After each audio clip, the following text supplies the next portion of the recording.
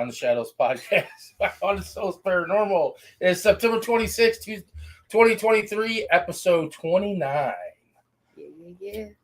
We have a great guest tonight, a group from St. Louis and everything. Yeah. Weather. What are you all slanting? I'm Dan. Madison. Zach's we're all screwed up right now because we're not sitting in the right spot. Zach decided he wasn't gonna. He's sitting all calm and cool sideways tonight for some reason. Yeah. And everything. I have a giant hole in my pants that I've already explained once. Somebody doesn't listen. I heard you the first time. I was just giving crap. Say it. Well, if you'd have sat over there, you wouldn't have had a hole. Your normal spot. That's where the person controls it. Uh-huh. Yeah, so Madison's in control tonight, so oh gosh. Bear with me, okay? First this week, we have a new person. Hello. Jack Not Sparrow. Hello. From the group page, watching on YouTube. Thank you. So does that mean you don't have a black pearl? You do not have a black pearl. Got Kathy. What's up? Susan. CJ, Amelita. Susan, I thought you were getting your tattoo. No, she's watching us again, her tattoo. Got Kenny. Mr. Brown. Got Bill in here. Yeah, hello, Bill. So when you start your show, I'd love to ask a couple questions. That's what you do in here. Hey. Hello. Aunt Amelita's in here. There's a lot of people just chit-chatting. We got Lauren. What's up, Lauren? Lauren, before you leave, let me know. I got to see. Are you going to be at the Renaissance Fair on October 15th? Go on. Got Vicky in here again. What's up, Third Vicky? week in a row. Kenny said Zach got demoted. Self-demotion. Yeah. And we're all caught up. Hey, way to go, Matt. Weather was weird. On the way home, it started raining and hailing. Really? Did it hail? Mm-hmm. I pulled in earlier and it was thundering. Met the new neighbors. We have new neighbors? Yeah, the new neighbors on the end there. I don't pay attention. I come Met home the from new school neighbors. and go in my dungeon. Yeah. They were walking their dog and the wife was like, I think it's going to rain. I was like, well, it's storming over there. It's thunder and lightning. So. She's walking. She's like, I think it's going to rain. This is Hector. You see what that... Zach's been drinking apparently, so, he's got Hector. That's what happens. Can you fix his hood? Leave Hector alone. It's I was his looking hood that was messed up. for a new hoodie for him. All right, anything else you want to talk about before we get into this? Lauren said yes, we'll be there on the 15th. I'll be there on the 15th. It's Viking weekend. Anything else you'd like to bring up? You and your buddy there? Nope, Hector won't be there. All right, with that, we will bring in Jeremy and Lillian. Frankie was supposed to be here, but he had some family issues, so he's going to try to stop in a little bit later. Lillian is going to fill in for him and everything, and that is the Haunted Garage. So with that, we will bring them in. Hello, guys. Hey. Hello. Hey, what's going on? Not much. You guys want to introduce yourselves? What you guys do? You can go first, Lily. Thanks. My name is Lillian. I am a part of the Haunted Garage team. Currently, I'm working primarily as the event organizer for our Haunted Garage Horror Film Festival that we're hosting first weekend of October. Otherwise, I'm sort of like the garage manager. I try to help Jeremy and Frankie out as best that I can with whatever they got going on. I try to wrangle them, but it's probably the most difficult thing I've ever done. It's a great team to be a part of. And I'm Jeremy. I don't know why I'm holding a toothbrush. I was just going to say, is he holding Jeremy, I told you no toothbrushes. I'm literally sitting at my desk where I work on video games, and this was laying there. I'm Jeremy. I'm the lead investigator. I am an YouTube certified mechanic, so that means I'm really good at it. And probably mostly well known for comedy relief and farting. Don't get the chat started, Jeremy, about farting. We've already been. Confirmed. I have a story about that later. That was definitely a good story about investigations with Jeremy and farts. So, yeah, we've had to ban certain foods. No Taco Bell, White Castles, hot wings, anything with beans. You guys know when you're recording, it sounds like a demon. What do you get to eat, Jeremy, before you get to go? I mean, they're pretty much. We just lock them in the basement. We don't let them eat for 24 hours, and then we're like, all right, is it time yet? Okay. They don't let me eat at all. They just give you some tofu, don't they? Here you go. You get to eat this. And a toothbrush. And a toothbrush. Here's a single wheat thin. Pretty much. That's great. Here's a wheat thin. And don't forget to brush your teeth, kids. Got that. No toothpaste, just the brush. Yeah, just the brush. I'm hardcore. So, just a little history of why everybody is. We met you guys at the Alton Paracon, and we talked to you all weekend. We hit it off really good. We were joking and laughing and everything, and then we actually did an investigation with you guys at the St. Louis Haunted Mansion, which was quite. It was an interesting night. It was fun. It was very fun. And I just found out that you're a elementary school teacher. So you're art teacher or just a art? I do actually K through 8. So I mess with the kindergartners, and I get to annoy the 8th graders too. I wish I had teachers like him. I know. I went to school. Things would They probably have be a no lot better. clue how cool I really am. They have no clue. No Do idea. you bring up ghost hunting and stuff to your students? Yes, I had. In fact, last year I was banned from telling anybody 5th grade down because they all freaked out and started seeing stuff everywhere. And like the teachers couldn't teach, kids were running out of classrooms screaming. I didn't even show them pictures. I was just telling them stories. Oh gosh. Jeremy, why does it seem like you're banned from certain foods? You're banned from You're gonna notice that there's a few things that I get banned from. There may be a certain DMV near me that doesn't allow me in there. A certain McDonald's. I was just gonna say, what restaurants are on that list, Jeremy, and what are banned? Oh man, come back list. I got thrown out of Llewellyn's one time because I broke one of those big heavy tables. Yeah. Frankie was really impressed with me that night. He wasn't impressed at all. That's impressive. Wait a minute. I know Frankie wasn't impressed, but that was pretty impressive that he broke one of those tables. I had been drinking a little bit. I was just, and the whole side came off the table. I don't know. I like to have a good time. Anybody ever told you you remind them of Chris Farley? I get that a lot. That Jack Black. Chris Farley, you got that energy, man. That his energy. That's great. But you're a blast to investigate with. I mean, Jeremy did the Estes method and things that came out of his mouth. Literally what an elementary school teacher would say. Yeah. Believe it or not, I'm not the wildest one at school. So. Oh wow. Yeah. No, not me. I'm I near can't imagine. the top though. Near the top. Would you consider yourself the wildest one on the Haunted Garage team? For the stuff that I do, yeah. Yeah. I was gonna say we pretty much met everybody other than Lillian. I think we did meet everybody. Wasn't everybody else there, Jeremy?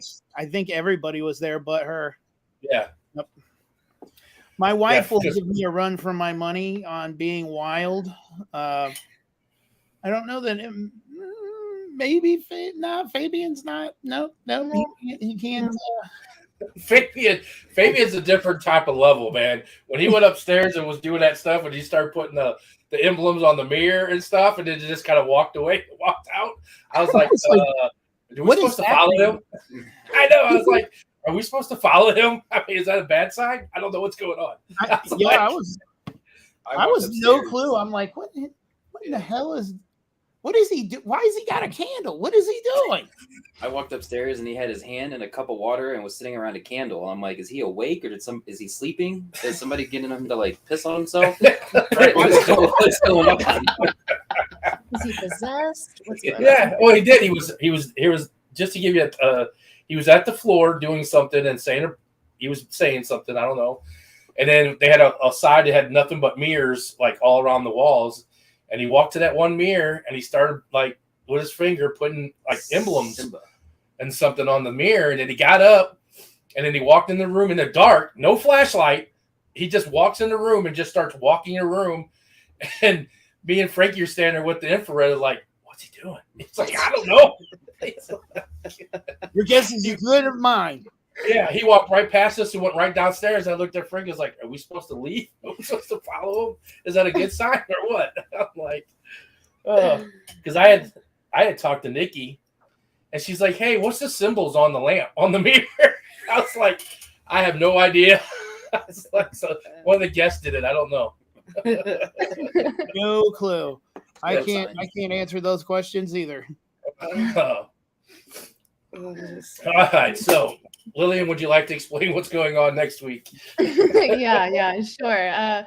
We got this amazing event, this labor of love, something that we've done now for 3 years. This is the longest running horror film festival in St. Louis, Missouri. It is also the only one, and it's only on our 3rd year. But man, it is going to be so fun. We are starting the weekend off with something that we were excited to get our classic cars in on something that we were doing. That we know we've got Death Proof. Jeremy, we've got a couple other cars if you want to name them off. I think we're in the Camaro and the Chevelle. The Chevelle. We were like, what can we do that we can have these cars on site and we can really use them and maybe kick some fire, put some fire in our asses to get these done. And we're like, oh yeah, we can do a trunk or treat. That's perfect. So we're starting this whole weekend, this horror film festival out with something that's super family friendly. At 3:30, we're putting all of our classic cars out in the High Point Theater parking lot.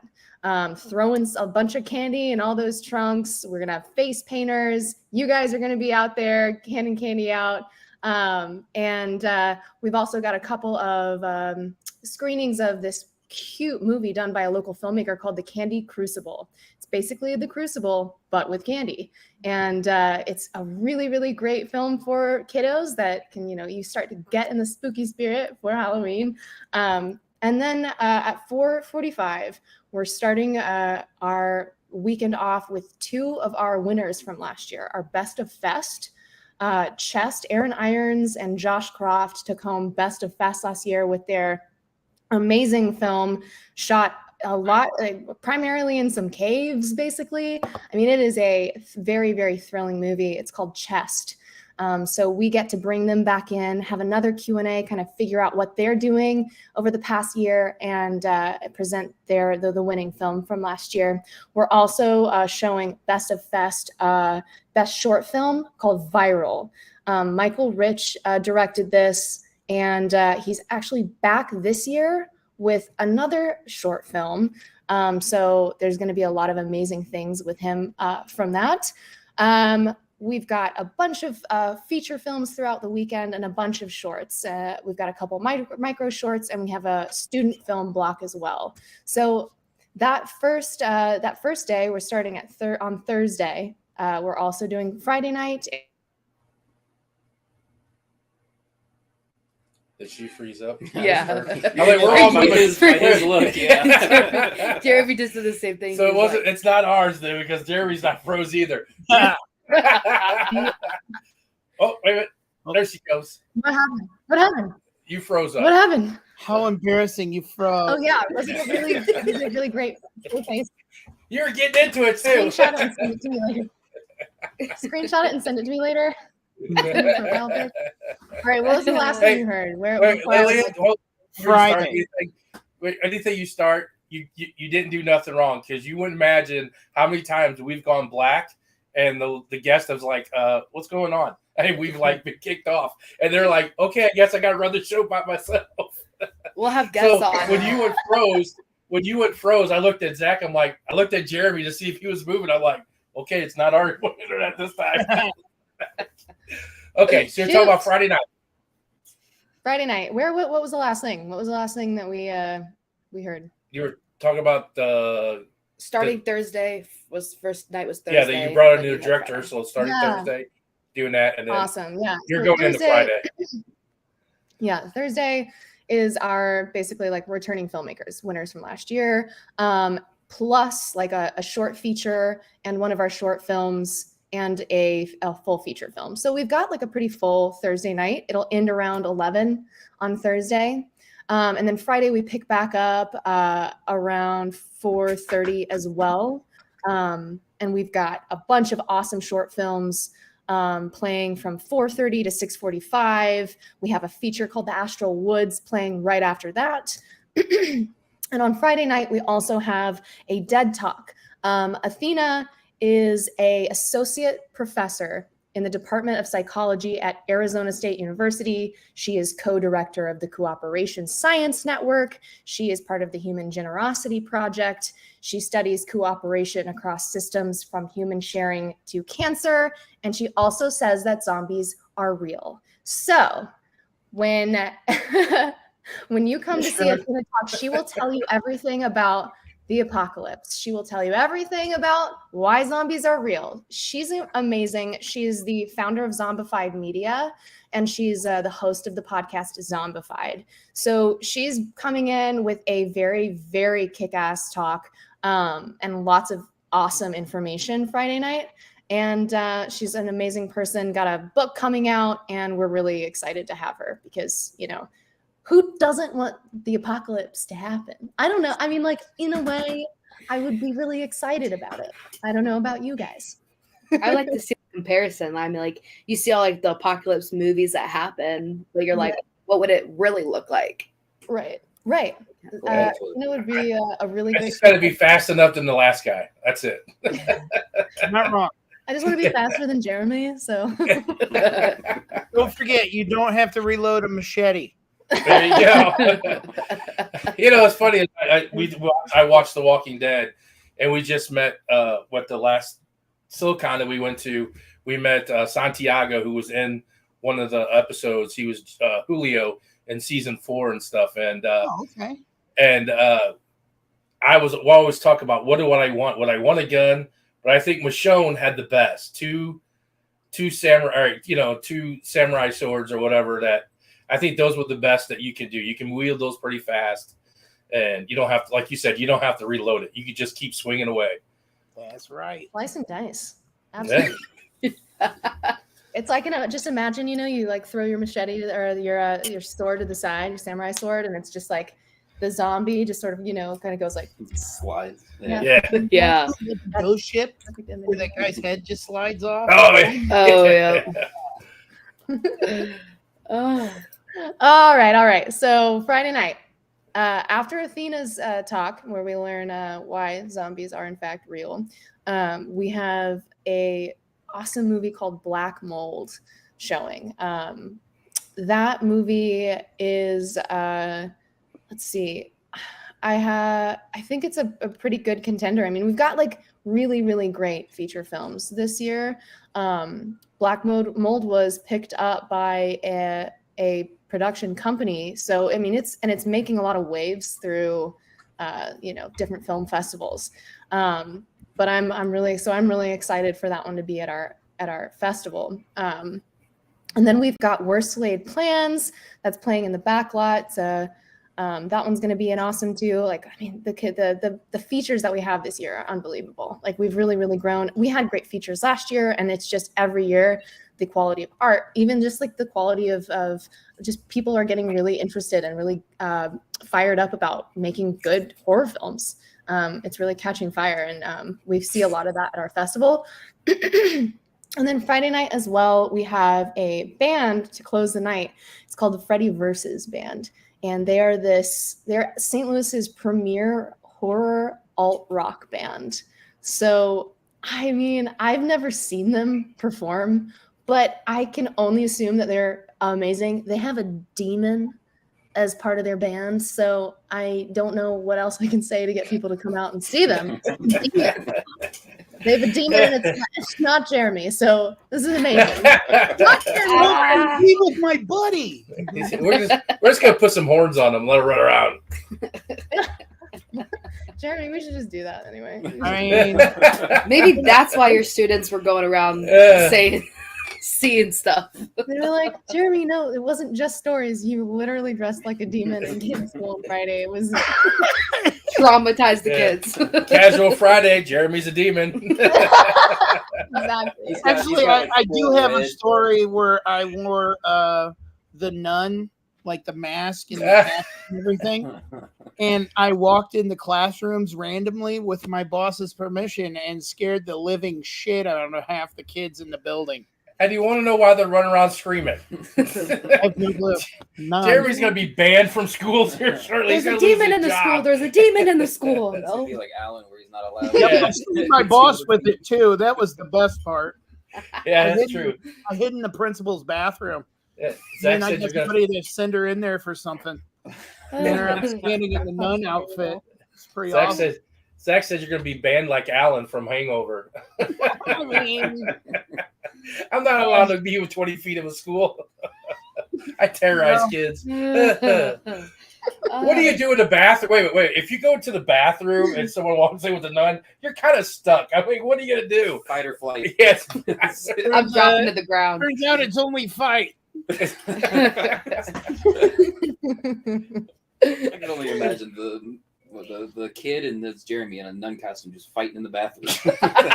It's all like, oh. Can't see because the mask is covering it. I'm taking this. Oh, it's you. The thing that goes over the head is like in the front. Oh man, It's like has like a rosary and choking Lily, each you other. didn't know what you signed up for, did you? Oh, it's Jeremy. I had an idea. No, I can imagine him fighting this kid in the bathroom in a nun costume, and then it just like cuts to him and the principal, like talking Sitting next to the kid. He's all Watching slumped over, like next to the kid. The parents come in, there's Jeremy in a nun's outfit. We really, this is really embarrassing. This is the third time. I don't know how this Yeah, happened. that's what I said, this is becoming a habit. I have it. You get it. Oh my god. Third time. No this pun intended. Third time this week. Yeah. Third time this week. King, you think you can curtail some of this? I can't I can't. make any promises. It's me or the nun costume. Yeah. It's one or the other. You can't choose both. Can't do both. You know, ironically, the nun costume is still at work. He just brings it out on Fridays. Yeah. Yeah. They have detention. Jeremy shows up in the nun's costume. I got detention this week. But he doesn't try to scare him. He just goes to his desk, sits just down, sits there. blades up his feet, like and just normal. sits there. Probably locked in the janitor's All right, closet. guys, we're gonna draw something today. It's a cross. Looks like lowercase t. Lowercase Holds t. a Oh, ruler. lowercase t. My stomach. All right, Saturday night. We'll get back to Jeremy after this. All right, Yeah. well, Man, God, I wish I need to go get a job at Jeremy's school right now. Oh, we have a lot of fun. I bet. All right, so Saturday, we end the Friday night with Freddy versus band, which obviously, as I said, you don't want to miss. Saturday, we start bright and early at 10:15 a.m. with all of the features that dripped blood, the student film showcase. So we got some awesome student films this year, and we're going to be showing them at 10:15 to 12. And right after that, we have another dead talk with one Patrick Rea. And Patrick is a very prolific, award-winning independent filmmaker who has been recognized for his innovative storytelling and his creative directing style in horror and suspense. he's won Best Director with his feature film Nailbiter, and he won in several film festivals with Nailbiter. So he's getting together with us and sharing how to get your film distributed, and probably a little bit about his artistic journey with what he's created and his experience with being a director. So that TED Talk at 12:15 is going to be awesome. We're really lucky to have him coming over to the film festival. And then we kind of finish the day, or like continue with the day with some more short films until we get to our next TED Talker. This guy, Colton Scrivener, he is the world's leading expert on morbid curiosity, horror, and true crime. So he's a researcher basically behind the psychology of morbid curiosity. He's writing a book called Dark Minds, Soft Hearts, which will be released in 2024. That has a lot to do with the research he's done on this. And he's also a behavioral scientist at the Recreational Fear Lab in Denmark. So most recently, he's become the director of the Zombie Crawl in Eureka Springs, which is like one of the largest events there. And it's that's going to be an awesome event that's later this month in October. And so his talk this year, he's been with us. This is his third year that he's been with us. And this year he's bringing to the table why we're fascinated with monsters and murderers. So he will kind of delve into the features of monsters and murderers that kind of keep us coming back for more. He will explain the science behind our love of scary genres like horror and true crime, and explore why some tropes just won't die. So I'm really looking forward to that talk. That'll be around 2:15. And then we kind of keep going with our short films. We have a couple more features. And then around 10 o'clock, 10:30, we will have our awards ceremony where we will crown Best of Fest, and all of our other awards that we've got. I don't know if Jeremy, if you want to help me out with this, we have these amazing pistons that we've used every single year for our trophies. Last year we did the golden pistons, where we grabbed them from vehicles that had like very crazy car accidents, and they were like painted gold and beautified basically by our fabricator Josh Smith, who's worked a lot on, made some of these crazy things happen for us. But this year, Jeremy, I don't know if you know what we're doing differently, but we have a kind of a crazy surprise. They're not going to be gold this year. And they're going to be a lot bigger. And they're going to be a lot bigger. They're going to be a toothbrush. That's what he had to say. He's working on it. Bigger's better. Yeah. So I think they're going to be like clear coated and have a skull on them or something. They're going to be really beautiful. I'm excited to see what our fabricator kind of figures out with that. Nice. He knows his stuff. And then, of course, we end the night with our demon performing band, Freddy Versus. So that's going to be awesome. Jeremy on show number 2. Yeah, it's Jeremy's time to shine at that point. He's the opener. Amazing. I want you to host it now. I'm not going to host it. I just drink the entire weekend. You can't drink all day if you don't start when you wake up. Exactly. So basically, that's kind of an overview of the whole weekend. I am the master of ceremonies.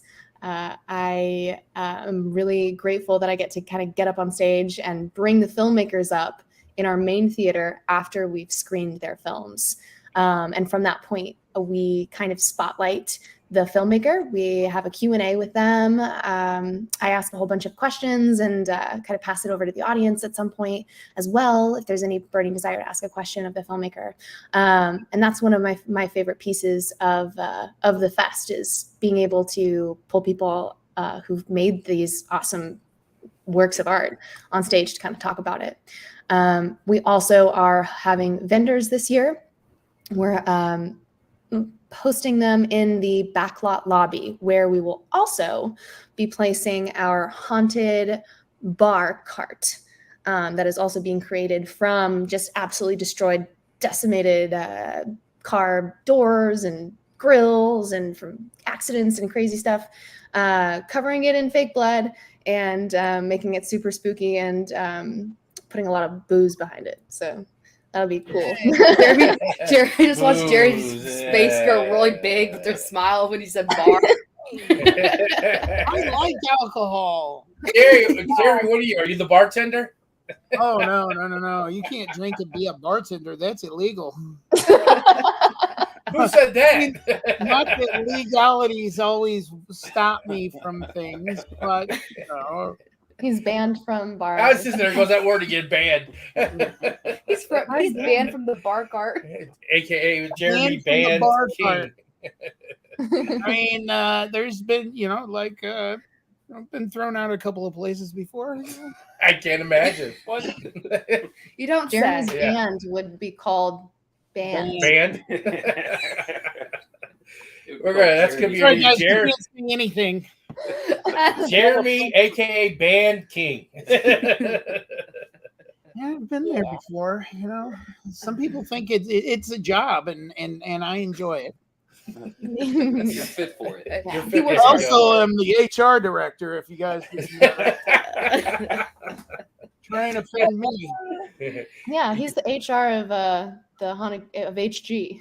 HR Frankie coming to me with a complaint. He's like, oh, complaint? I What are you gonna do about it? would have done it this way. He just laughs at you. He's just like, have a drink. It's fine. Yeah. Go fight about it. in the Real. Here, I'm just gonna give you this nun costume for your punishment. You just go put it out and go to random schools. Yeah.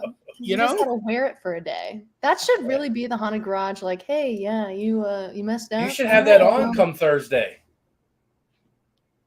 The point. That's a school. He's brother. He's so weird. Probably not. Probably, yeah, probably. Mhm. Probably. That's a good idea. I hadn't thought of that one. Sounds like a very fun, packed weekend, though. Yes. Yeah, it's gonna be great. We have a couple options for people for passes. We have a 1-day pass, which kind of just is what it is. If you want to do a Friday pass because you're interested in, seeing Athena and then watching Black Mold, and then there's watching a couple of those short films and attending the band, you can do all of that for $35. So that the 1-day passes are $35 all day. The 2-day are $50. So pretty great bang for your buck to get, 4 movies or, 2 different types of movies, a speaker who is freaking awesome, and a band. Like, I mean, that's a no-brainer for me. But if you want the whole weekend and you want all of the experiences, what is Jeremy? You froze, so I was You moving froze. my mouth. Your picture froze, but we could still hear you. And he was Okay. he was there. He's talking to you. Oh, that's perfect. That's perfect. Okay, I won't stop. Yeah, absolutely. Yeah. I'm frozen again. I'm frozen. No, you're again. fine right now. We can hear you. We can hear you. You're good. You're all good. All right, cool.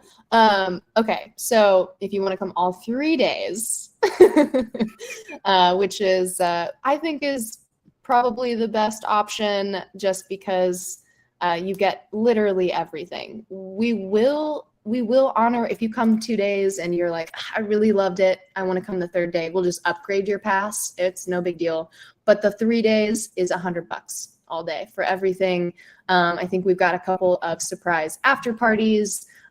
So it's going to be a great weekend. Nice. That's it. Yeah. So can you tell us a couple of the vendors that will be there? Yeah, absolutely. Let me see. Come back to me. I've got to pull up my little spreadsheet here. Man, I don't even think you can get away with spending less than $100 nowadays. So For 3 days, that's a good price. And the amount of movies that you can see at the festival, like, Yeah. why not? Yes. Why not? There's, I got Metallica tickets. That's like $200 for nosebleeds for like 4 hours. Yeah. Hey, at least you get to come 3-day event. There you go. And see a demon. Yeah, and get candy. And see Jeremy. I will be Just there. running around the parking lot with a nun costume. Yeah, he'll be running around with his nun costume. Going on. back to I this don't demon. run. I try and float towards them. It's scarier.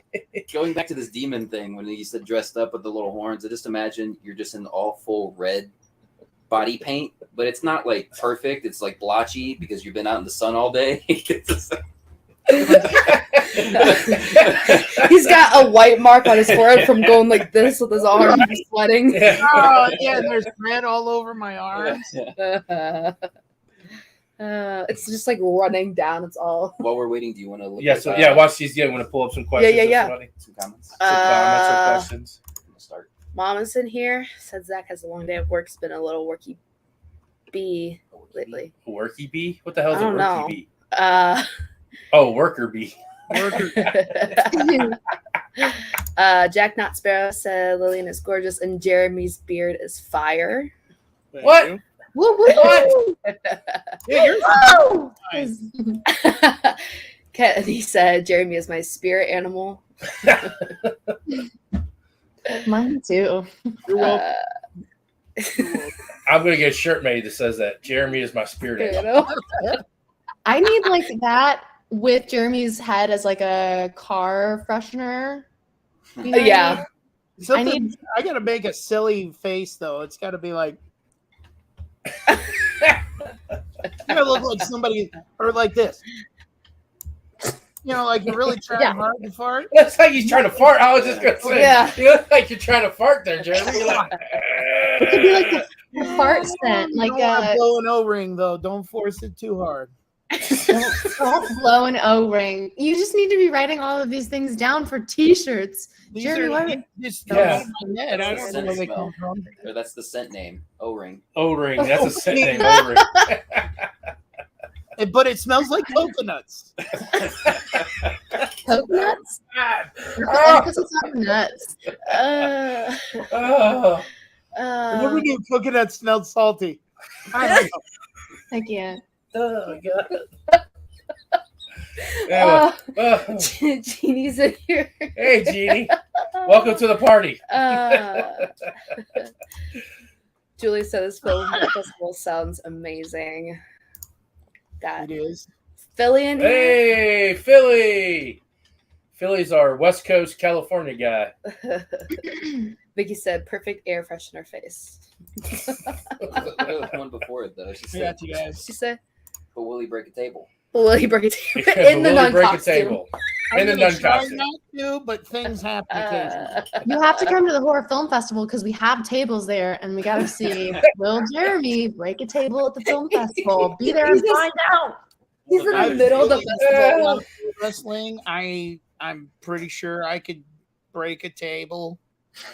I can see just them wheeling out tables of Jeremy in the middle of this festival, and he's in his nun costume, just boom, boom.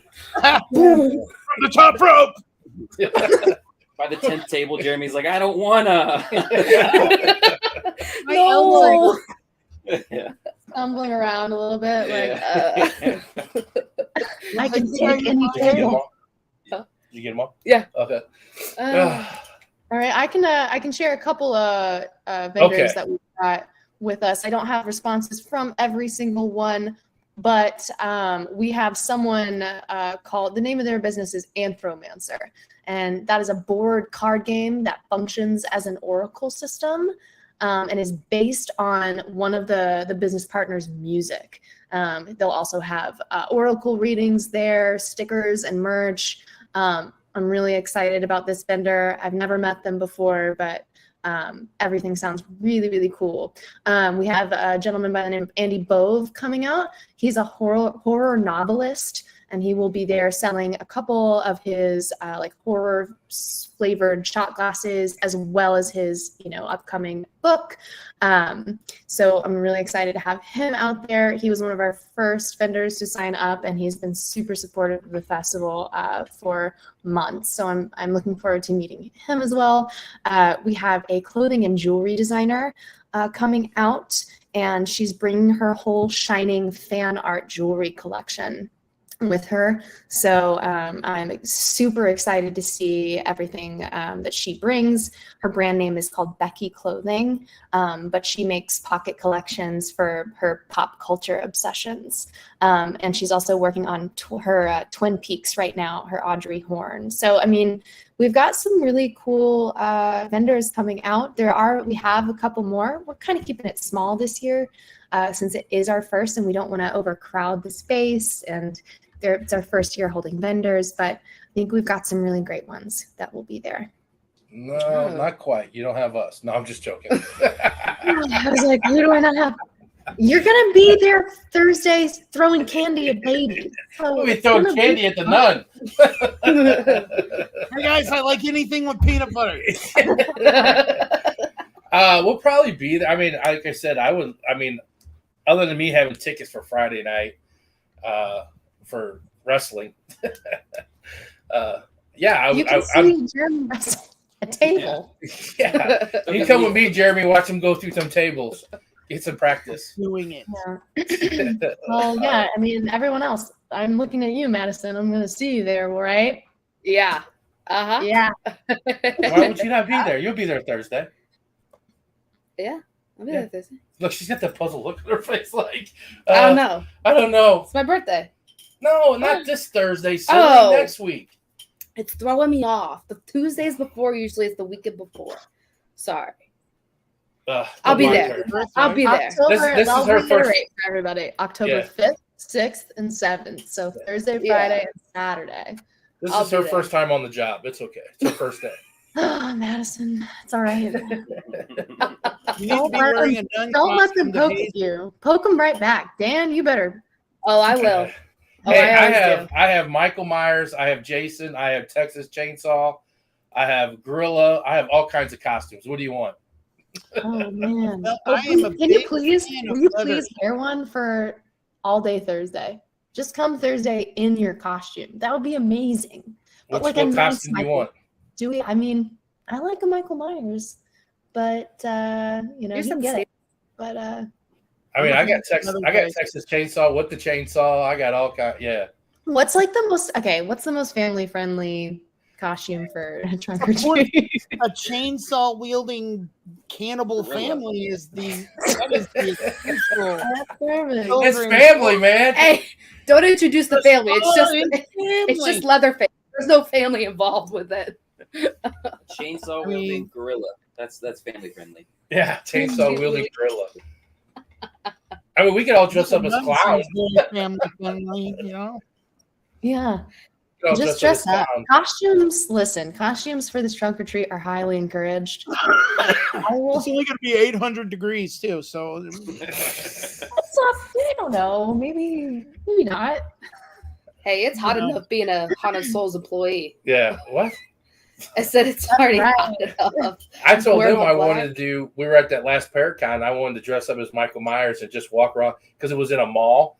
Just like walk a couple feet and just stand there and stare at people while they stood there and looked, and then walked a little bit more and just watch people as they walk by. Just being really creepy looking.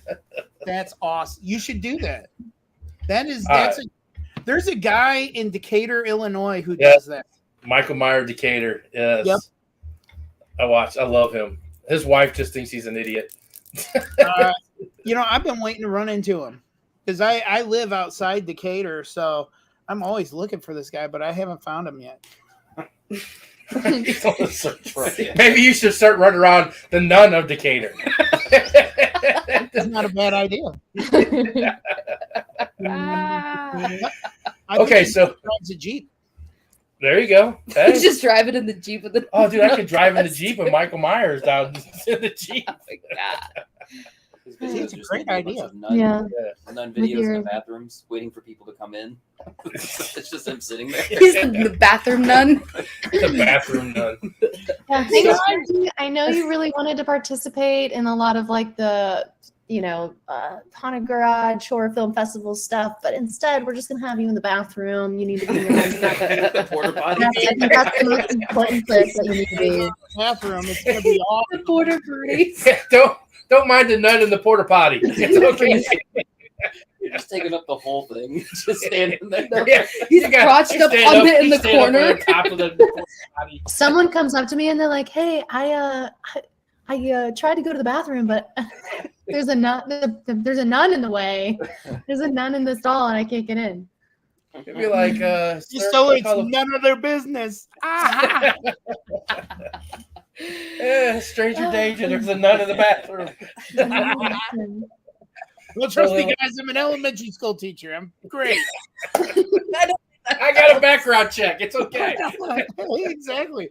FBI's got my thumbprints. Yeah. So, Lily, where everybody could buy a ticket and everything if they want to purchase tickets? We've got a website, hauntedgaragehorrorfest.com, and front page you'll see buy passes or buy tickets. Now, I would suggest you go and buy a pass so you get the whole day. But if you're like, I only have time for one film, you can press buy tickets and go see Black Mold, or you can just go see Athena if you wanted to hear her talk. You know, we've got some things individualized as well. But the passes are there as well. You can basically find all of our links on our social media as well.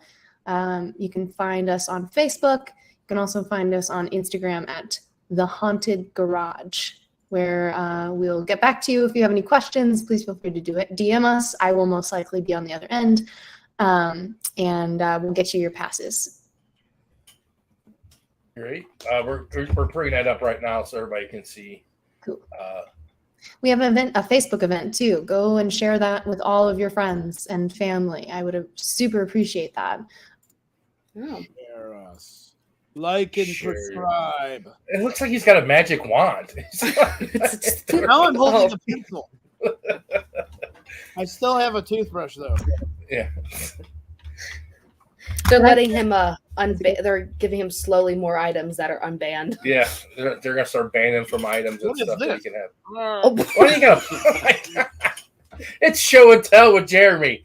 Hey guys, this is my soldering iron. I like to burn myself with it. I don't even know if that's pleasure or by accident. I don't know. Usually accident. But not always. Yeah, usually. He used the word usually. There's occasionally times where I'm like, ooh, okay. I'm alive. Checking to see. Just checking. You put it in, you pinned it. Yeah. So the link's in their comments there. Anybody wants to go and buy tickets. We will be there Thursday. If you guys need any help Friday or Saturday, we'll be allowed to come down, answer questions, or whatever. I wish we could set up a booth and a vendor, but it's just a lot for not being on there Friday and just Saturday. Yeah, you can always just kind of walk around and talk to people. I mean, it's going to be. I'm hoping we're going to get a lot of people there, but typically it's been a pretty intimate affair. Like we are very friendly, and we engage with the audience in a way that makes it feel less like you're just going and getting a bunch of movies shuffled through you, and more like you get to really participate and like become a part of the weekend. So you guys are free to talk to whoever you want about Haunted Souls this year for sure. I appreciate that. That's greatly appreciated. Anything, Jeremy, you want to add anything with that? It's going to be fun. If you like to watch horror movies, which is basically all I do, and I don't really watch TV or anything, there's some good ones this year for real. Like every year it just keeps getting better. Like last year was good. It was better than the first year. The first year was good. And we even did a different type film festival that we pulled out some really good horror from that too. So, now, are a lot of the people that submit their films, are they local or are they from other? I would say other more areas? are not local. We do have some local films though. Yeah, but she keeps mentioning that black mold. And I just keep thinking they made a film at the old apartment that we used to live in. They had all the black mold in the basement. gosh. Probably I've had like some traumatizing experiences with black mold, so that's probably why. I don't want to watch this movie. It's a different type of scary. It's more like a PTSD type of scary. You're like, it's literally just the inside of my closet for 2 hours. I don't know what you guys are talking about. I like the taste of it. It tastes like grapes. My brain cells are dying. Lillian says, I made that movie, and it's 2 hours inside my closet. it's not the demon inside of Jeremy. It's the black mold. Yeah, it's the black mold that makes him. 100% true. Well, that means that the zombie holocaust is going to be caused by mushrooms and fungus And black mold. Black mold. That's why you're showing. She's going to speak, and then they're going to show the black mold movie, and that's how the Holocaust or the apocalypse is going to start. Yeah, it's already starting in Jeremy. I'm really into. What time is she? Literally the reservoir for the zombie apocalypse. The spores are gonna grow inside of Jeremy. All right. And what time does she speak again? What? What time does she speak? Athena speaks at 7. I may have moved her a little to 6:55. Let me double check. That's right in the heat of SmackDown. That's like, dang it. Dang it. I would really, because I'm going to probably come after wrestling because I would like to speak to her, maybe have her on the podcast. Oh, and yeah, stuff absolutely. like that. That'd be really cool to meet her. I'm very big into the whole zombie thing, so I have a stockpile of ammunition and guns, so I'm all ready for it. Yeah. I mean, you have a lot to talk about then. So that's just amazing that she says they're real right now. I believe it. Have you guys ever seen the CDC website? No. There's a CDC website that is like zombie Holocaust preparedness. I swear it's a real thing. I can see it. Wow.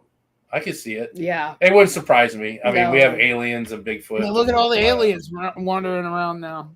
Yeah. Everything's coming out, so might as well be the zombies starting to come out now.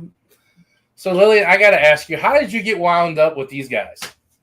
Oh man, I ran into Franki at a coffee shop in like 2015 or something, 2014. I don't know. It was a long time ago, before Haunted Garage was even a thing, and we kind of just would always try to do these little cool projects together, and we're cut from the same cloth. And, always have a hilarious time together. So much so that like now I consider Franki my brother. And 3 years ago when he was like, hey, I got this funny idea for a podcast. Do you want to just help me figure it out? I was like, absolutely. So that's kind of how Haunted Garage was born, was just me helping Franki and Jeremy start the podcast, whether it was like making a couple little things for social media or, grabbing a sound bite for them. But I've always been a little bit, on the film side, podcast side of the relationship with Franki and Jeremy. And it's been real fun. We've made some really cool stuff. And I think we've got some really great things in the future together. So, well, hopefully, yes. I know we've collaborated with you guys a couple of times, so hopefully we do some future stuff with you guys. We definitely enjoy hanging out with you guys and stuff like that. Like I said, we hit it off at the Parrot Con, and I think you were there Friday, weren't you, or Saturday? I think it was there Friday. And Fabian was there Saturday. Yeah, because I think my son's birthday was Saturday. I think that's why I wasn't there. Just off a side note, just so y'all know, you were there. Remember the crying boy picture that was on the floor that they were raffling off? The little blue boy. Yeah. That was just, I saw that up on Facebook. Somebody was selling a copy of that, and I don't know if it was the same person that won it or not, but it was on Facebook for a copy. And someone has said that, oh, my picture came from a house that burnt down, so I'm thinking it's not the same person, but it was just one of those creepy pictures that was sitting over there on the. Yeah, that's weird. And we didn't buy it. And I didn't buy it. No, I didn't buy it. Yeah, that's weird. Yeah. You see that a lot with cars. because obviously I'm always shopping for cars. It's kind of like an addiction. But you'll see like a car gets sold, and then like a month later, it's on sale again for like $5,000 more, and nothing's been done to it. It's like, oh, yeah. Yeah. And that's how we met them. They came over and they said to our booth, they're like, "Oh, Haunted Souls Paranormal." I was like, they're like, "Yeah." They're like, "You need a hearse." That's what Frankie said. "You need a hearse." I'm like, "Yeah." He's like, "I don't have a hearse, but I have an ambulance I could get you." Yeah, you guys do need a hearse. I would like a hearse for my daily driver. I'm a mortician, so I don't know if it's too on the nose. What? You're a mortician? Well, I just graduated. I'm a mortician in training. I just graduated from mortuary science, Worsham College of Mortuary Science, just this month. So with high honors. So to my own cool. That's To my own horn. Yeah, pat yourself on the back there, Lillian. To my own hearse, hearse horn. It's always really funny when someone says that, and like you're talking like the paranormal or some kind of person that deals with the horror kind of category, and they're like, "That's so cool," and then you have the daily people, they're like, "Oh, okay." I'm like, for us, I'm like, "That's so cool." Yeah, Madison, you're so right. Like I usually when I say, I am a funeral director and embalmer, and people are like, "What? Really?" Yeah. Somebody's got to do it. Yeah. I mean, the dead people can't do it themselves. Unless they're a zombie. Yeah, unless they're a zombie. And even then, The one thing about her job, though, is they're dying to get in. Yeah, you better watch it, Lillian, because you're gonna start getting zombies coming there. hey, I'd like to. Do you have an opening? Do you take walk-ins? I'm a crematory. I know it's not a big Yeah. thing, but how is it to work with dead people? I think it's very interesting. I think it's a privilege that not the daily civilian deals with, or wants to deal with. And I feel like I had a calling for it, and I pursued that. And I think one of the major things that I felt when I walked into the morgue for the first time was, man, they are larger than life. These human bodies are larger than life. They're so big, like it feels so much more real once you walk in. Just feels very close. And it's taught me a lot about death. It's taught me a lot about my own mortality and the mortality of my family. And so I think that's been really interesting. I worked with a lot of, while I was in school, I worked with a lot of unnamed people. So I would take care of those who were unclaimed from the morgue, and to be able to do that for people was an honor. So, yeah. Nice. That's cool. You got less drama to deal with people too at work. Right. Well, I mean, people say that. Here's the thing. I mean, you don't have to work with people like Jeremy. You know what I'm saying? Walking around. Not wrong. Right. If someone I've that has come into my care walks out in a nun outfit, I will be worried. It will be more terrifying than if it were Jeremy and I was at I think She's so on the are phone, Jeremy's Jeremy, with you and coworkers, Frankie too. and us. Hey, you guys need to check this out. I think Jeremy's coworkers are a little worried just as well. You're not wrong. Making But a yeah, lot I of mean, solid There are a points. few Yeah. people who encourage me, But yeah, I mean, Or to like- deal with everyday people and stuff like that, most people talk about their jobs, be like, "Oh, so much drama, I have to deal with that." You pretty much can put your headphones on and I guess just do what you have to do with One headphone, because you still want to hear Yeah. that's coming behind you. do you ever get freaked out? No, never have, not yet. But I've never been in a morgue or a prep room by myself. So It's where I was gonna say, not Yeah. yet. Not yet. Have you I've seen the morgue game? been in a funeral home before.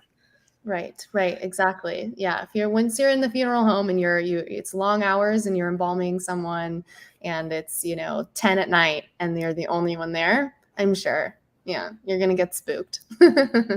when Bill down there with the toe tag starts talking to you. I'm like, that's why I told her to put her earphones in. She gets to put her headphones in. She can't hear nobody talking to her. yeah, exactly. That's a good tactic, honestly. Because like when you think about a funeral home where a lot of people are taken care of, I mean, would you think that a place like that would be really haunted, even though souls don't necessarily perish there? But would a funeral home be a place that you'd consider to be haunted? Well, the only reason why I say yes is because most funeral homes are attached to a cemetery. And there are bodies and stuff from there that are laid to rest. I wouldn't say. I don't know. I've talked to some people that worked in like Kudus funeral homes and stuff like that, and they say they've heard tons, and they've seen people like sitting on the furniture, or they've walked into a room and there's a person sitting in a chair, like looking forward at a coffin, like they were, maybe they're just lost. I don't know. I mean, your body is still in that process of, I feel like it's not, they haven't gone to the place where they're rested, or their soul hasn't gone to that attachment place yet. And so they're still in that, like they're still with their body at that point. They haven't separated to that attachment place or attachment state where they would be, like if the body was fully cremated or buried, then they can go to that location or rest peacefully or whatever you want to, whatever happens after you pass. So it could be just the people that are still in there. Never know. We're psyching her up. She's going to be stuck in the cemetery. I know. By herself the one night, she'd be like, God, I should have never talked to the people in that podcast. They got me off. Okay, I got to ask you a question. Have you been into the slab and closed the door? Have I gotten in and closed the door? No, not yet. She said that when I'm by myself. That's a different situation. By yourself, no. Yeah, can't get out. I mean, I would consider it maybe like a great place to take a nap if you have like 4 blankets at least, because it's going to be refrigerated, right? Yeah. In Clark Psychiatric Unit, they actually have 4 slab, and you get to get on and close the door and slide in and close the door. Those aren't refrigerated, so. Well, no, they're not refrigerated, but still, you got in one and slid in. What are those used for, Dan? It's just an old psychiatric. It used to be an embalming room, an autopsy embalming room. So you're not saying like customers go in there, they get shoveled into a like a live person. This is like somewhere you can go and kind of get in for fun. Yeah, it's a museum right now. So it's in St. Joe. It's a psychiatric museum, Glore Psychiatric. So in the basement where the morgue is, they have an autopsy table and stuff like that where they used to do. Or it's pretty much what they would do is like the embalming or whatever. But it was you can get on the autopsy table and they have 4 cooler doors that have the sliding, the slide, and you can get in and be slid in and closed, so you can see what it feels like. It's not on, it's not refrigerated, it's turned off, but it's still, you can get in there and a comfortable temperature. Jeremy, have you been in one? I have not, but I have investigated a funeral home before, and it was all related to a cremated remain.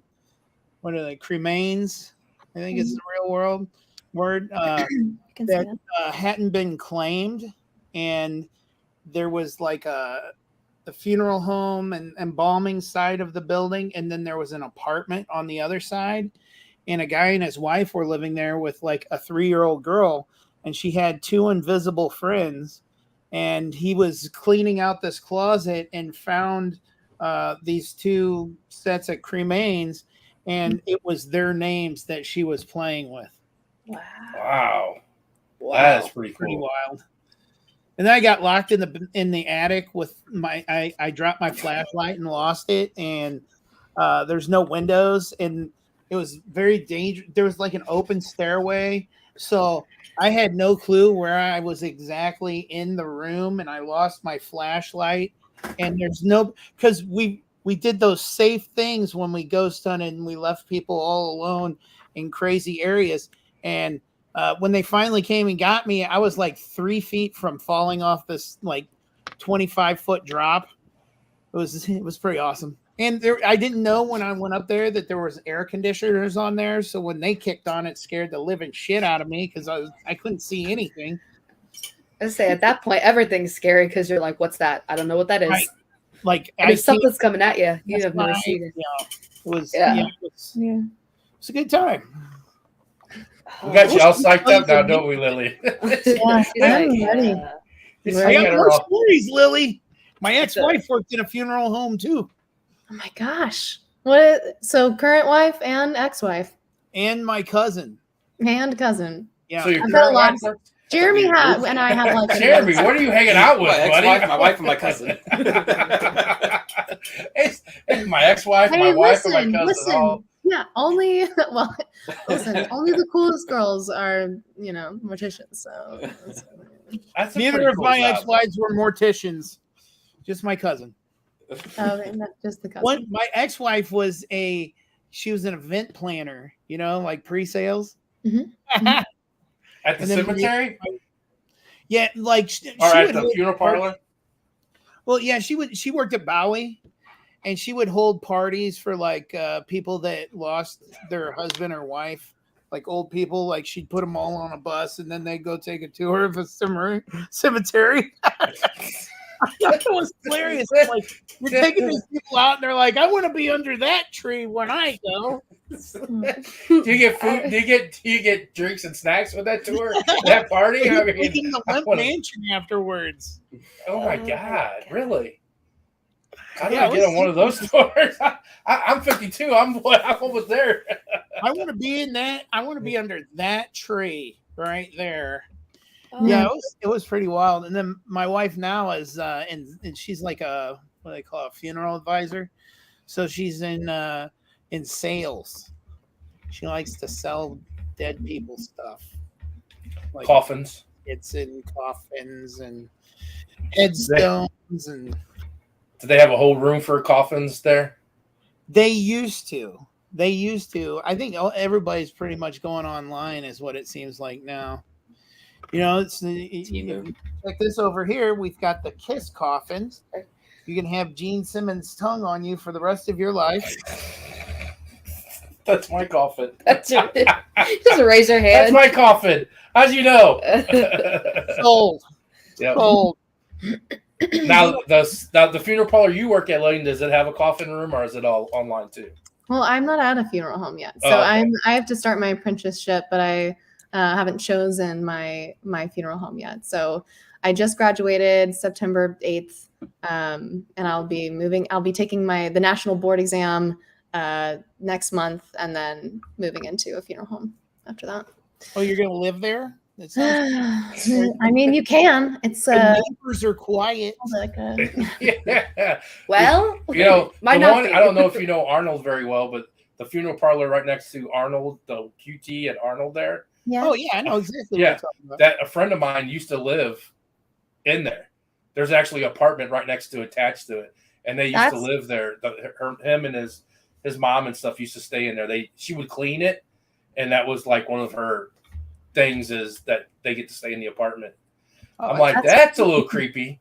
That's But- a very common situation. Many funeral homes have like an overnight watchman who stays and like lives on site. Yeah, I mean, like Jeremy says, I mean, the neighbors are quiet, so there ain't like they're having parties and stuff. So. Right. And if they are, you better call the police because or better bring a shotgun and a machete. some salt. Ghostbusters. I like to call Ghostbusters. That's who I usually call for It's that. Slimer. Yeah, It's Slime. just Jeremy. it's just Jeremy with a showing bad up back on. with green paint on. Yeah, body paint, green body paint. He went from demon to Slimer. He's a man of many talents. Like, and he's I'm personal. He still has the red. He still has the red on with the green over it. What's the green Just over red the stripes everywhere. It looks like a green and red striped tiger. See, look what Frankie missed. No, I'm just joking. He's dealing with stuff. So we I know. talked about the film festival, but talk about Haunted Garage itself. Oh yeah. What do you guys do? What is Well, so the podcast was based around haunted cars. because everybody, like everybody, goes to this house or this, building and they check it out, but nobody ever really like ghost hunting cars. So it started with just like talking about some of the most famous ones, like the fact that Christine's based on a real car that killed quite a few people. I think there was 3 police officers that used it. Was a 1964 Dodge 330, which is like a lower line of the Polara, and they call it the Golden Eagle. It's in it's got a weird name. It's a little town in Maine, ironically, Stephen King, Maine. But this Dodge 330, like there were 3 different police officers that drove that car and went home and killed themselves and their entire family. There was a kid who touched it and got hit by lightning. So there's a lot of deaths around this car. And that's what Stephen King based Christine on, was this Dodge 330. And the weird thing is, I think the Old Orchard Beach, that's where it's at, Old Orchard Beach, Maine. And the lady who owns it is called the Old Orchard Beach Witch. Not even joking. And she's ranked like #1 in the world in The Witcher 3. I guess she's got nothing else to do up there. Seems like that's the only thing to do up in Maine. I mean, what is she gonna do with that car once she passes away? I don't know. And like she has it in storage. Like even people have like come up there like trying to damage it because they believe it's like this demon spawn car, and even they've had things happen to them. So she's got it in storage. And I'm like, dude, let's put that thing back together and give it a little whirl. I'll drive it. I feel bad for anybody who gets in my way, but But Jeremy will really turn into the nun. There's all these ghost things, like just with transportation. Like Amelia Earhart's airplane. What happened to that? What happened with there's Lincoln's funeral ghost train that on the anniversary of when it passed through these towns, Lincoln's ghost, like the funeral train, hit like 100 cities. So by the time that they were at the last couple of cities, man, he was green and smelly and stinky, but they were still wheeling him out at every single town and having a procession. But on the anniversary, the very first anniversary, the train came through. There was a I guess, what do they call the watchman? Saw the train come through. And so now people try and chase the train across the country because it passed through this town on this date, passed through this town on this date. And people are trying to catch the ghost train. We have the headless motorcyclist, so there's all these stories. And some of them are, I guess they could be more like a mythos or a story. But then there's the other ones like the Golden Eagle, or, the stuff related to Kennedy's car he was assassinated in, that they have all these different, hauntings, and even just the stuff that was on the Titanic. I don't know if you've ever seen any of the stuff about the Titanic museums. They're all haunted because these objects they pulled out of the ocean were, I don't know how many people died, 1,200 people, 1,500. But, so there's all these haunted, like, transportation things that nobody does. Yeah. Who lives by the train? Oh, that's me. Oh, you were talking about the train. Also, I heard the train in the background. I was like, I looked at her. I was like, "Did y'all just hear the train?" I was like, "That was weird. Way to go there, Jared. That was perfect timing." I was like, "Yeah, there's about 150 yards that way." Oh, okay. Main track. In Decatur, there's 3 main train lines and a small train line that pass through it. So if you're late to work and you say train, nobody questions it. I was waiting. Because normally I know I used to work for the railroad, so I hear the horn, and when they blow the crossing, I know how you're supposed to do it. So I was waiting for the other part of the horn to blow, and I was like, I didn't hear it, and that's why I was looking at her like, did that really hear a train just to go in the background? You did. Okay. I'm so used to it, I don't even hear it anymore. I used to when I worked all the time. I hear it all the time when it did. Okay, sorry, I didn't mean to interrupt you. I'm sorry. Oh no, it's all good. But there's, so then James Dean's Little Bastard as well. I Oh, remember that's one that's pretty crazy, Jeremy. yeah, there's the thing about that one is, and I didn't know this, I was digging around and I found this interview with Alec Guinness, the guy who played Obi-Wan, and he met James Dean, I think it was the day he bought the car, and he's like, I don't know about this, I'm really bad English accent, but you should not drive this car because you're going to die in it within a week. And it was like the next, like, if it was a Thursday, it was like the next Thursday is when that car accident happened that killed him.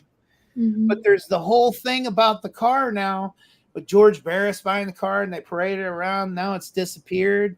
But some of the parts that were sold off of it before that happened, they put them into other race cars and those people were killed. So it's like there's this curse.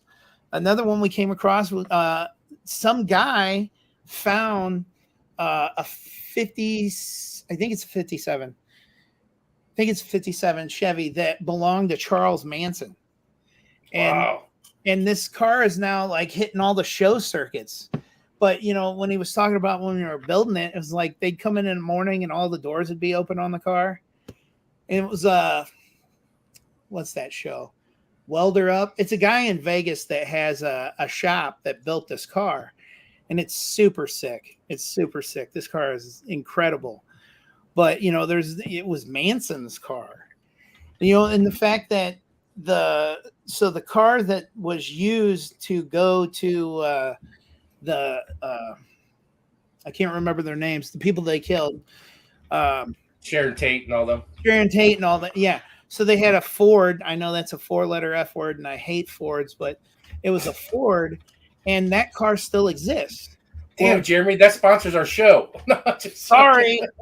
No par. That's It's no par, no car. But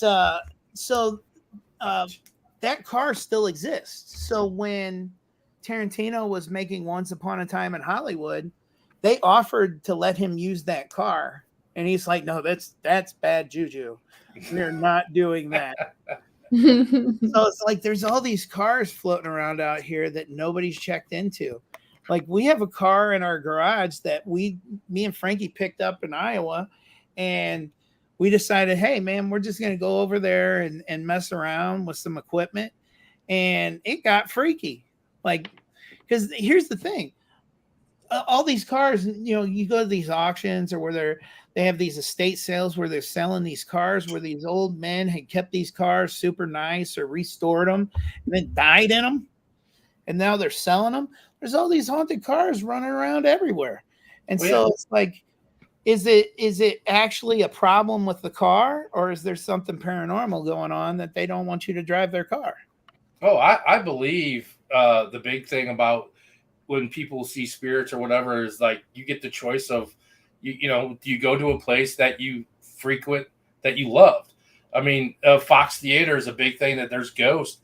They see people sitting in the chairs looking at the stage, and if that was one of their greatest places they enjoyed their life or that was their hobby, that's where they that's where they go. And the same with you. If all these older men restore the cars, they love.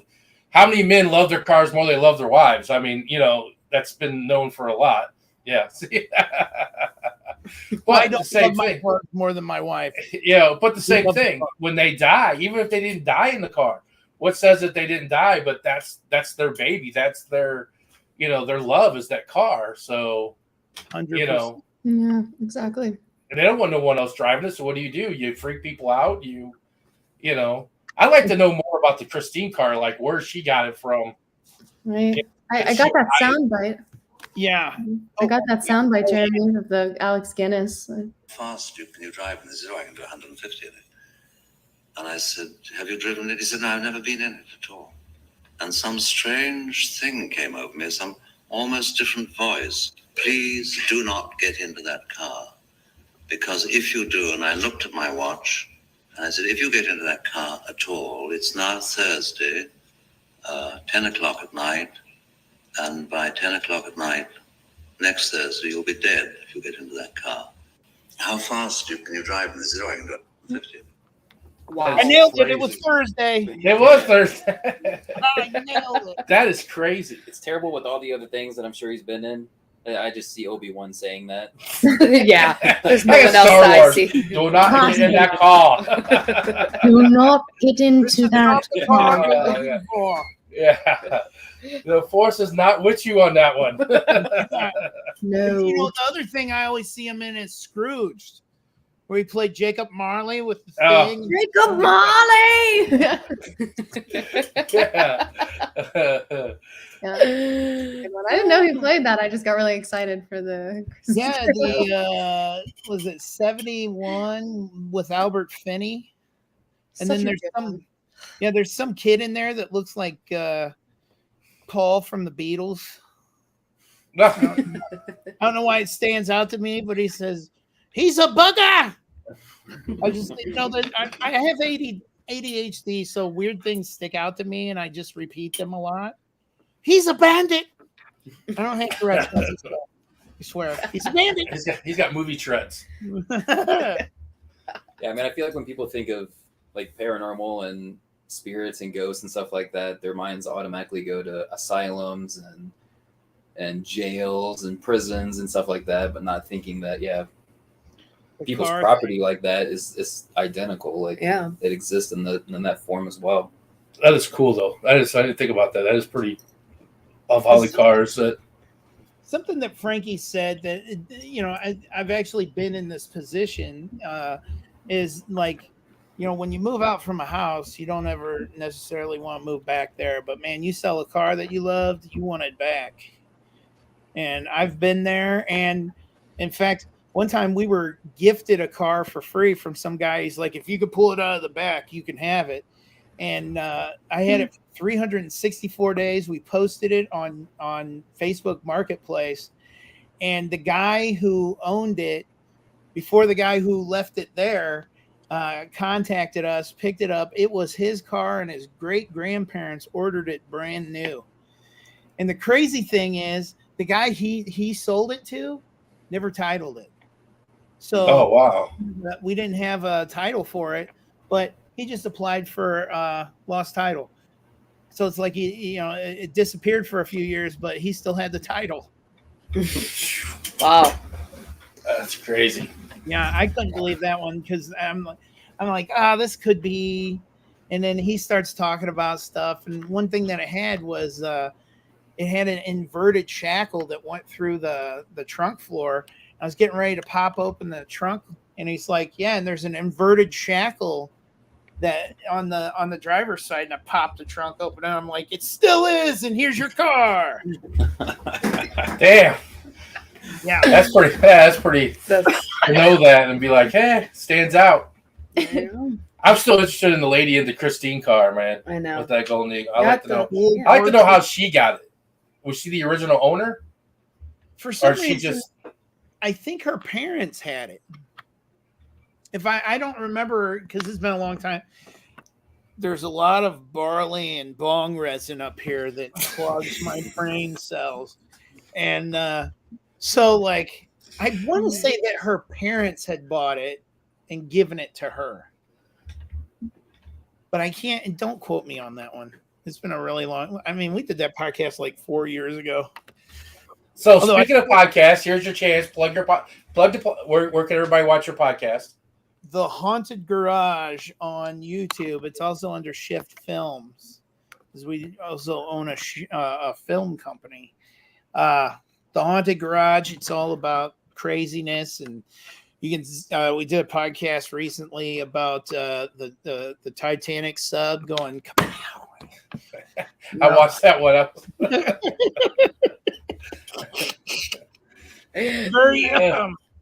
We're very professional and reverent. My thing is you spent millions of dollars to take a trip down there.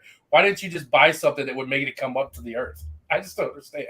Why didn't they just spend that money, get together? And here's my thing about the Titanic. It's such a big thing, history-wise, and everybody wants to see it. Why don't they just bring it up and put it on display? I mean, break. I don't. No, It was- oh, that's Fabian. What's That's that? Fabian. He said it was a crushing experience. Oh, hello. Ivana Joe. Hey, Fabian. Run up, Fabian. It was If a you weren't on crush. earlier, we were talking about you and your lovely symbols on the mirror at the St. Louis Haunted Mansion. I still don't. I was standing there watching. At first, I was looking at the mirrors, and I turn around, and he's over here like Mahatma Gandhi, and it was some sitting there like, oh, and like he's got a candle and some water. I don't know what the hell's going on. And then he went over to the mirrors and he just started putting symbols on them. And then he's walking around like he's he's got night vision on. I don't know what was So I walked up and I was filming, and I'm like, do I show this? Is this okay? Like, what are we doing here? I have no clue what in the hell was happening there. Fabian, if you could, wouldn't, because Fabian's art is entirely so on another level than any of ours. So Mhm. it makes sense that you guys were like, I don't know what's going on, because like, why would you? He's kind of, he's like a shaman or something. So Fabian, if you could tell us what were the symbols that you were writing on the mirror at the Haunted Mansion? What do those mean? What was that? Were you closing that mirror? Were you protecting that mirror? What? It was a bathroom symbol. It was a fork and spoon, like a restaurant symbol. It was for It was hungry. He was banning Jeremy from the restroom. No more Taco Bell, Jeremy. Jeremy I is guess banned Philly from. cheese burritos are bad for ghost hunting. Yeah, no more gas station burritos for Jeremy. And if he does, he has to wait outside for an hour before he can come in. Yeah, exactly. I'll tell you what, the worst one was White Castles, though. Ooh. And you just don't Bandy. want to be in a car. Oh yeah. She's like, I just don't want to be in the car. I don't even want to. You know, the crazy thing is, every time we drive to Texas, we're like going through, Farmington, Missouri, and there's a White Castles there. My wife's like, we should get White Castles, and I'm like, okay, sure. Okay. Because like there's 2 children in here who are gonna be eating these as well. Traumatized. So- Hey, do you want me to tell you the secret about not having gas after eating White Castle? No, because it's fun. Oh, okay. There is a secret to it. What's the secret? Don't get the onions on it. But that's the good part. Well, That's because why. you they're know, not technically even- that's not onion. Yeah, it's cabbage. It's cabbage is what gives you the gas. Really? It's cat. Oh yeah, it's not really onions. It's cabbage sitting in like cabbage onion juice and Yep. yeah, it's a bag like full of just sitting in juice. It just soaks and stuff. And yeah, it's just cabbage and Just you can get it destroys. without, and that's how you know you get fresh, because if they already make them, they have to clean the grill without the cabbage, and that's how you get them. Yes, and if my sister-in-law is still online, Kathy, she's the one that shared that lovely thing. It tears her up to eat the cabbage, so she gets them without the onions, and it don't give her gas and nothing like that. So That's a Let's hear thing. it for sister-in-law Kathy, giving away good secrets. yeah, Love it. but yeah, that's a good part of it, though. Jeremy, is the gas the next day. I mean, I do enjoy a good fart. You know, there's 2 kinds of people in this world: people who think farts are funny and liars. Jeremy's gonna start wondering, like, why do I have to drive alone to every trip we do? It's like, guys, it's really hurting my feelings now. Okay. Yeah. I'm really self-conscious. We'll go on a road trip, Jeremy. We'll both stop and get White Castle. We'll just get a suitcase. That's fine. We'll You get have a a credit Jeep with case. no doors. You can't Yeah. drive Yeah. anything in. Yeah. Jeep with no doors, it's just flying out of the car.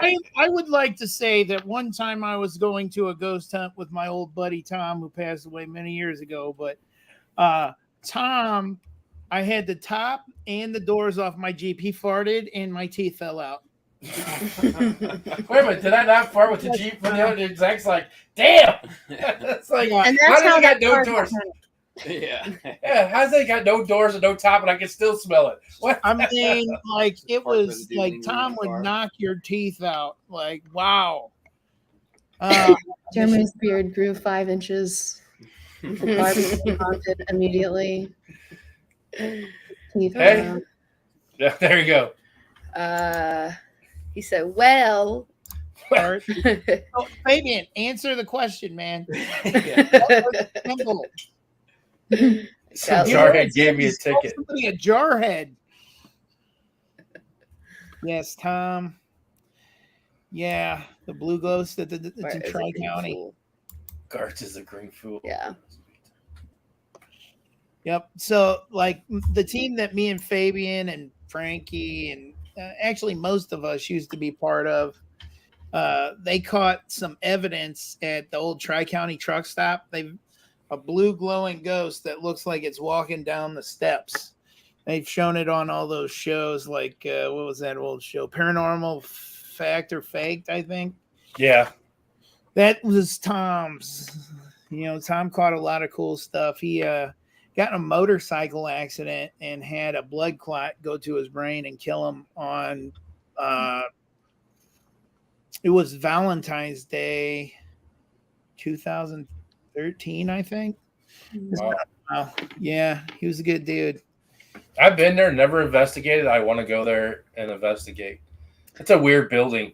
It's super like there's not very many places I've been to where every time I go there something happens. There and probably Ashmore Estates are the two. Every time I've been to either one of them, like shit is crazy. We just came back from Ashmore last weekend. I saw that. You guys have anything happen? Yeah. You haven't seen, well, there's only one video out, right? We did the challenge and we each had to walk around the building by ourselves.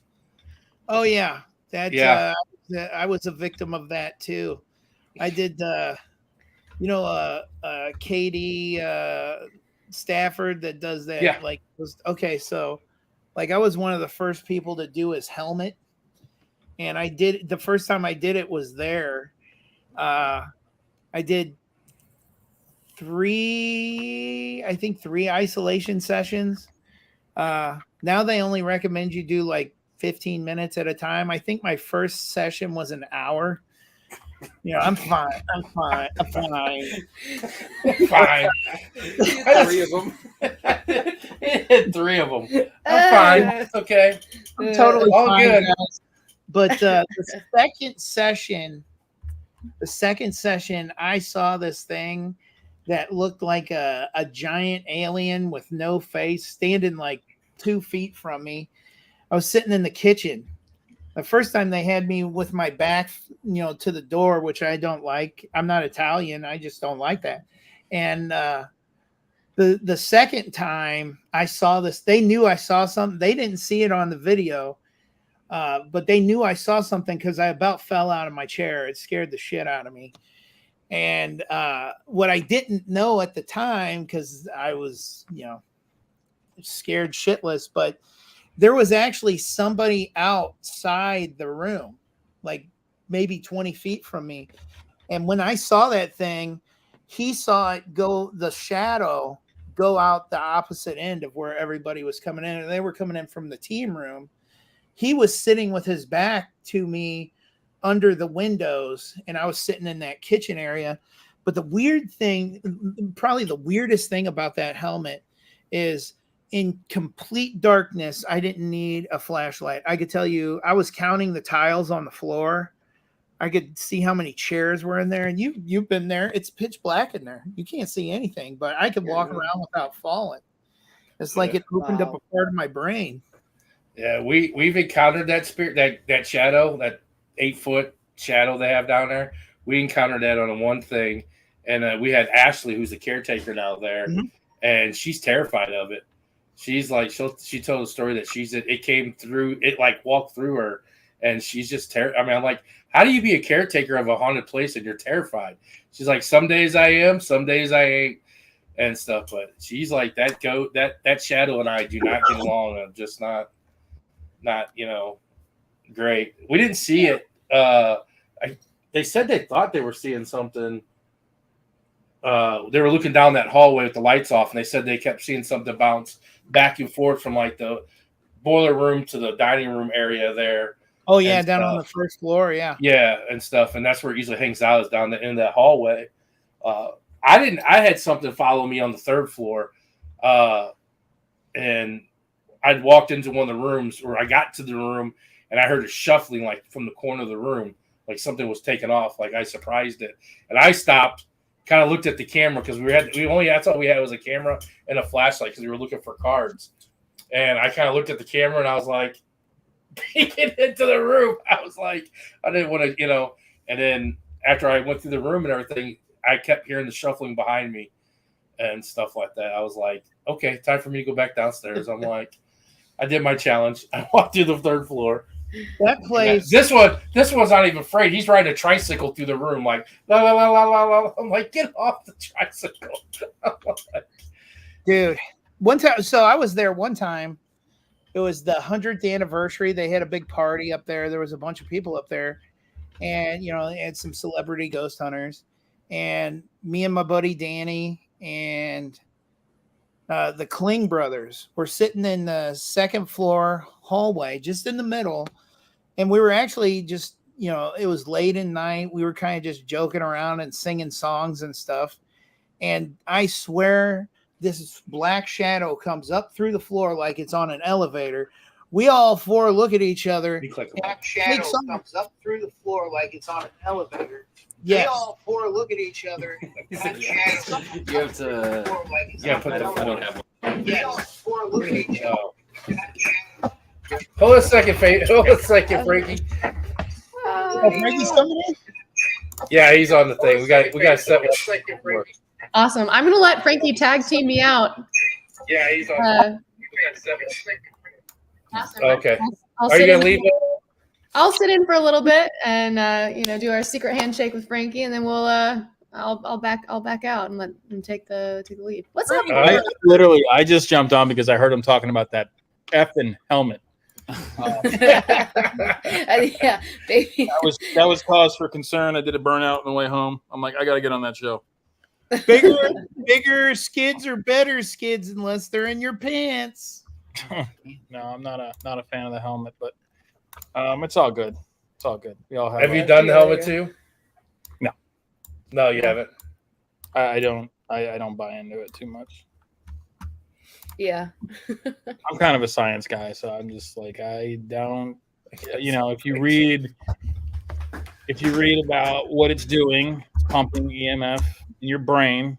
It's creating mini explosions that's making you hallucinate, feel like shit, feel sick, see stuff. So that's all the effects of EMF, right? When you have too much of it. So if you have a machine built by somebody that doesn't know what they're doing on your head, and I'll say that again, doesn't know what he's doing on your head, I think that there's a cause for concern. And I think that's what happened.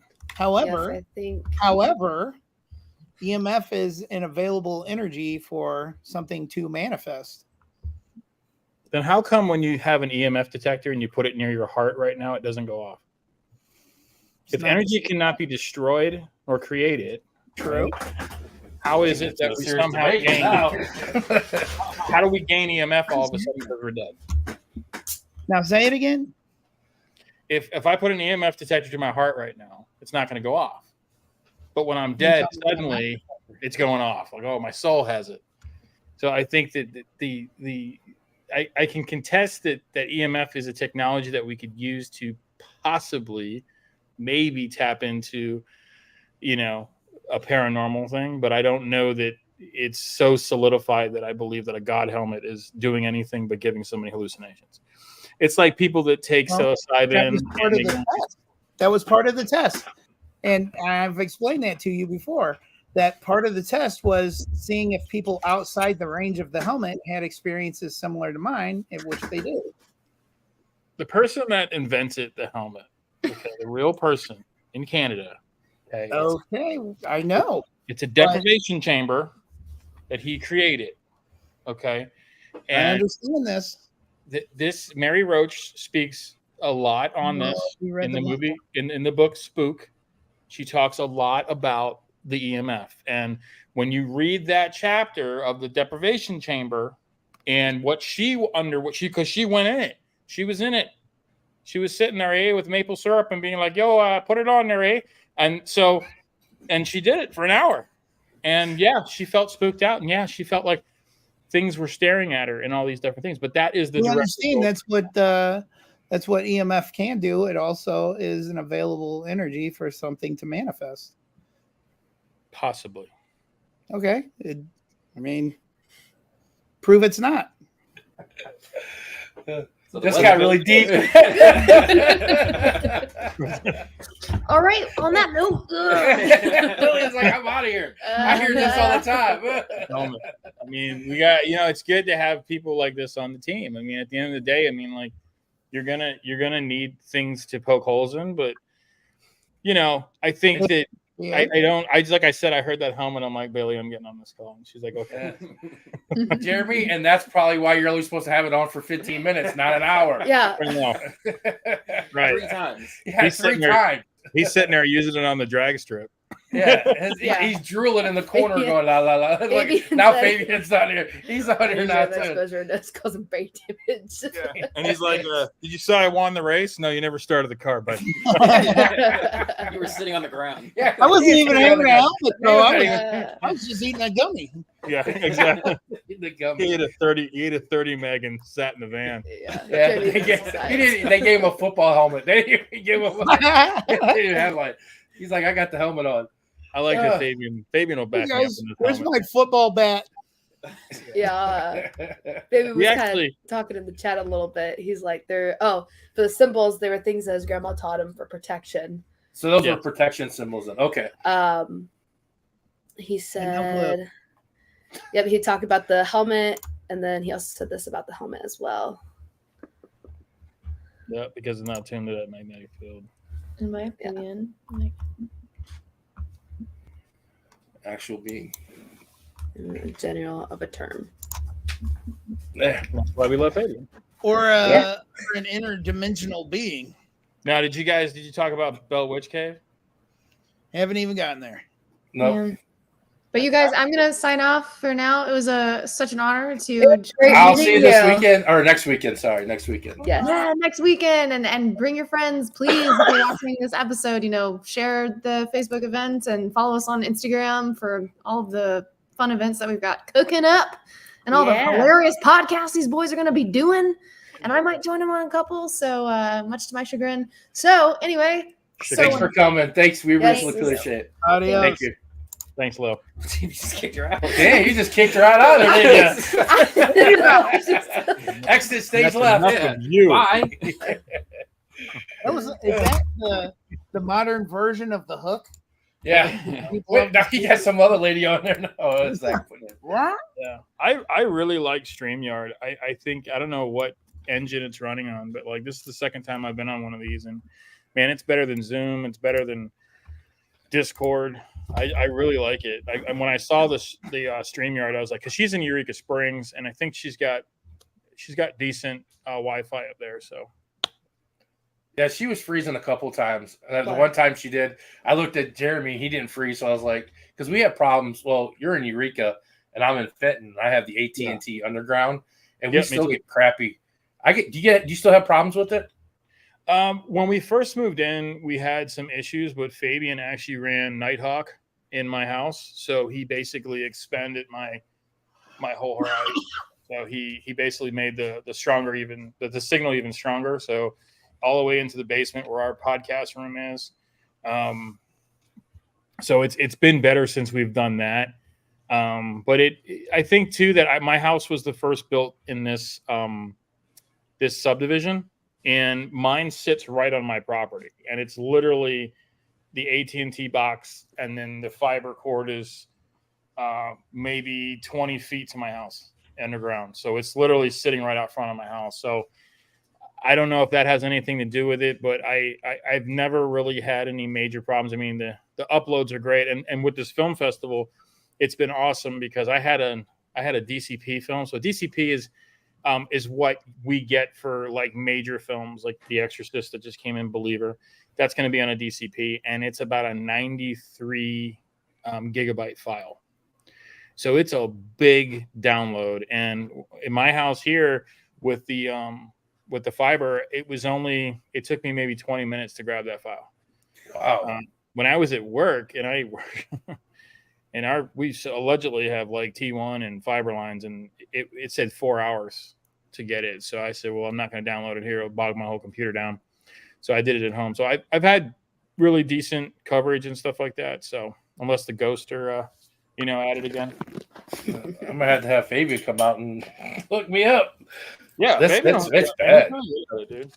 Yeah, it's like, I mean, his brother is a installer, right? Yeah, he installs it, and he was been talking to him about it and stuff. It's crazy. I'm like, a new surfboard or a new box down there. It might just be the box is old. Because that's what he's saying. Shitty equipment. You can buy your own equipment, man. You don't have to use that crap. That's the other thing too. You can just go to like Best Buy and get like a good Motorola surfboard, or I think Fabian got me something in here. I think it's Gateway or something. I don't know, but it's pretty. Maybe that's it too, man. Maybe that's because he brought in our own equipment. We bought our own stuff, so that could probably be it. Because it goes from house to house, it's banged around and stuff like that. And AT&T is also a company, so they're not going to give you top tier because it's going to last. They're going to want to give you just the right amount of things. So you either have to replace it again or come out and get it fixed. And yeah, I'm literally going tomorrow to go back to Verizon. I cannot stand AT&T. I had no reception in Chicago. I had zero reception at Bellwitch. When I was with Verizon, I got phone calls everywhere. Like, I am not a fan, but I got a good deal with the fiber. But I'm like, nope, I don't care. I'll pay more. So I got a question. Who did your guys' posters? Those are pretty cool. Okay, so the skull poster that you posted with that's believe it or not, was one of my art students way back when I taught at the Art Institute of Fort Lauderdale. And his name is Andres Rios. He goes by Soul Zombie. And that's Zole Zombie. So it's Soul, Sole Zombie. He does all freelance work. And what he does for a living, though, actually, he is the creative director of a beer company called Funky Buddha. And when you see me, we've had it before. We've had it. Yeah. It's mainstream now. It's everywhere. I mean, they're out of Fort Lauderdale. Great beers. He does all the labels for all the beers. When you see me at the festival, I'll be wearing my Garage shirt. He did a logo that was really cool for it's called Sticky Treats. It's basically Rice Krispie treat. It was a Rice Krispie treat beer. And so he did the logo, and I have the patch of it on my work shirt. So it's pretty cool. And yeah, we've been friends ever since. So he did the skull. And he did about like a bunch of different colored ones too. So you'll see them at the festival. We're just going with the pink and the teal right now, but he did a bunch of different colors. He did one for the Blues, so it's like yellow and blue. Looks really cool. And did one for the Cardinals, so he's got the light blue and the red. And then the vintage poster was actually done by Lily. Oh. Yeah, Lily and her friend Adam put it. They didn't want credit or anything like that. They're just, trying to make money. So we've had so many hits on that poster. Like, we've literally, she's coming down this weekend because she has to do her run through at the theater. But we've had like so many people online be like, "Are you selling those posters at the festival?" I'm like texting Lily. I'm like, I think we should print some of these out and sell them because they're really cool, man. I mean, people are like, man, that looks like a movie that I'd want to see. It looks like an old Mad Max poster. So it does. It's really cool. It reminds me of the Quentin Tarantino movies, and they did. Yeah. It did those old. Yeah. It's got the arch in the background, which is really cool and stuff like that. That was the only thing that I did because I'm a designer as well. So when I saw the poster, I fell in love with it immediately. And I was talking to Julie Lally, she was listening for a little while. I saw her on here. She's like, you know what? I mean, I think it's great, but you should really think about putting the arch in it. I'm like, oh my God, every logo in St. Louis has the arch. And then I'm like, but I can do it menacing. And so I called Lily and I said, hey, if you and Adam, okay, if I doctor this up? Because, as artist to artist, I really don't like touching people's work. And they're like, oh yeah, that'd be really cool. So the only thing I did was I added the arch, and then Lily did the type and some of the graphics with Adam. And it came out amazing. It is so beautiful. We have a real big one right here. This one's wrong. The type converted when it went to the printer. But this was kind of like this. So it'll go in a podcast room as one of our mistakes, but It's cool. Yeah. It's I was impressed. I'm like, oh my God. So we have a bunch of those. We did 2 waves of flyering and stuff. So we did the first wave, we did the skull, and then this week and next we're doing little vintage posters everywhere with the QR code and stuff. So I mean, canvassing areas is still a good way to kind of get the message out. You know, last year we were in a different location, and the location was absolutely incredible. I loved that theater. I thought the stage was cool. They had the big 40-foot screen, but you know, everything in St. Louis is location. So being at High Point, I think we're going to get the foot traffic. I think we're going to get the neighborhood behind us. The only thing I'm bummed about, in case you guys have been following it, but Jason Blum has been very, very funny in his Twitter posts lately, and he moved the Exorcist Believer. Exorcist Believer was supposed to come out this Friday, and because Taylor Swift's documentary is coming out on Friday, he moved it to our weekend. So, I mean, that is the whole reason why I didn't do it this weekend, was because, I mean, Exorcist is opening. We have, you know, a couple acquaintances at Blumhouse, and I'm like, when they bought the rights for it, I'm like, when is that going to release? They're like, yeah, sometime in October. And when we saw when it was going to release, we're like, we got to move the date because I'm not going to compete with The Exorcist. And I shit you not, Taylor Swift, bro. And I hate her. And Blum was funny, dude. Blum was like, he did it so classy. He's like, he used one of her song titles. Have you been following this? It's really funny. It said, "Look what you made me do," and he moved The Exorcist.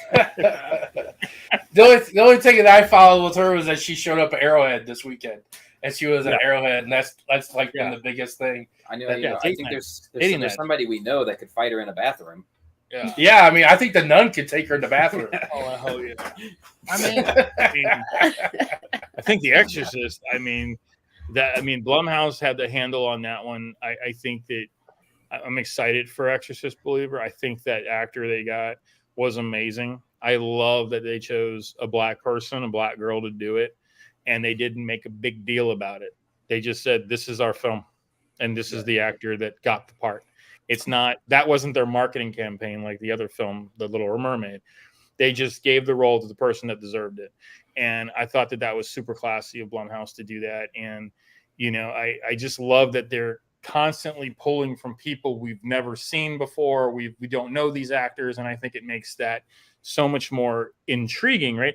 I think that's why, I don't know if Jeremy's watched it yet, but have you guys seen Talk to Me? Yes, I watched it. Yes. I was scared shitless in that movie. The movie is awesome. It is incredible. And I'm surprised that it didn't do as well as I thought it would. But when you have A24 doing what they do best with film, that is one scary film. Like, the concept was so original and so brilliant.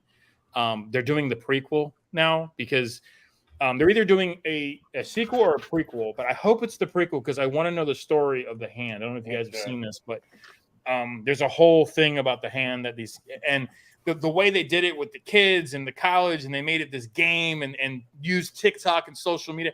It was so topical and relevant that the movie was and it was all done in Australia. The movie was just absolutely, man, like one of my favorite. Smile and Talk to Me are my 2 favorite films this year. Those are the 2 that really scared me. I have not seen The Nun 2 yet. I heard it's pretty damn good, though. I can't wait to see it. Yeah. And then Blumhouse just bought the rights to Christine. So they're going to redo that. Right up our alley. So we're excited about that. And they like I said, they just choose the right people for the cast. I really hope they bring back Arnie, or at least for him to direct it, because that's what he's doing now. He's a director. So that would be. I mean, they brought back what's her name that played, Reagan's mom. Yeah, I was just gonna say, I'm glad that they brought her back. They kind of brought back something to that movie, that they brought her back. And in the movie, he says, "I've been waiting for you," or "I've been looking for you," or something, which is kind of cool with that. Yeah. You know, I saw that's kind of a cool thing that she's coming back. This young woman who's playing the Exorcist is, on all the stuff that I've seen, she's dynamic, man. This kid is going to go places. Like, that's a very hard role to pull off. If you guys seen that that new comedy that came out called The Pope's Exorcist.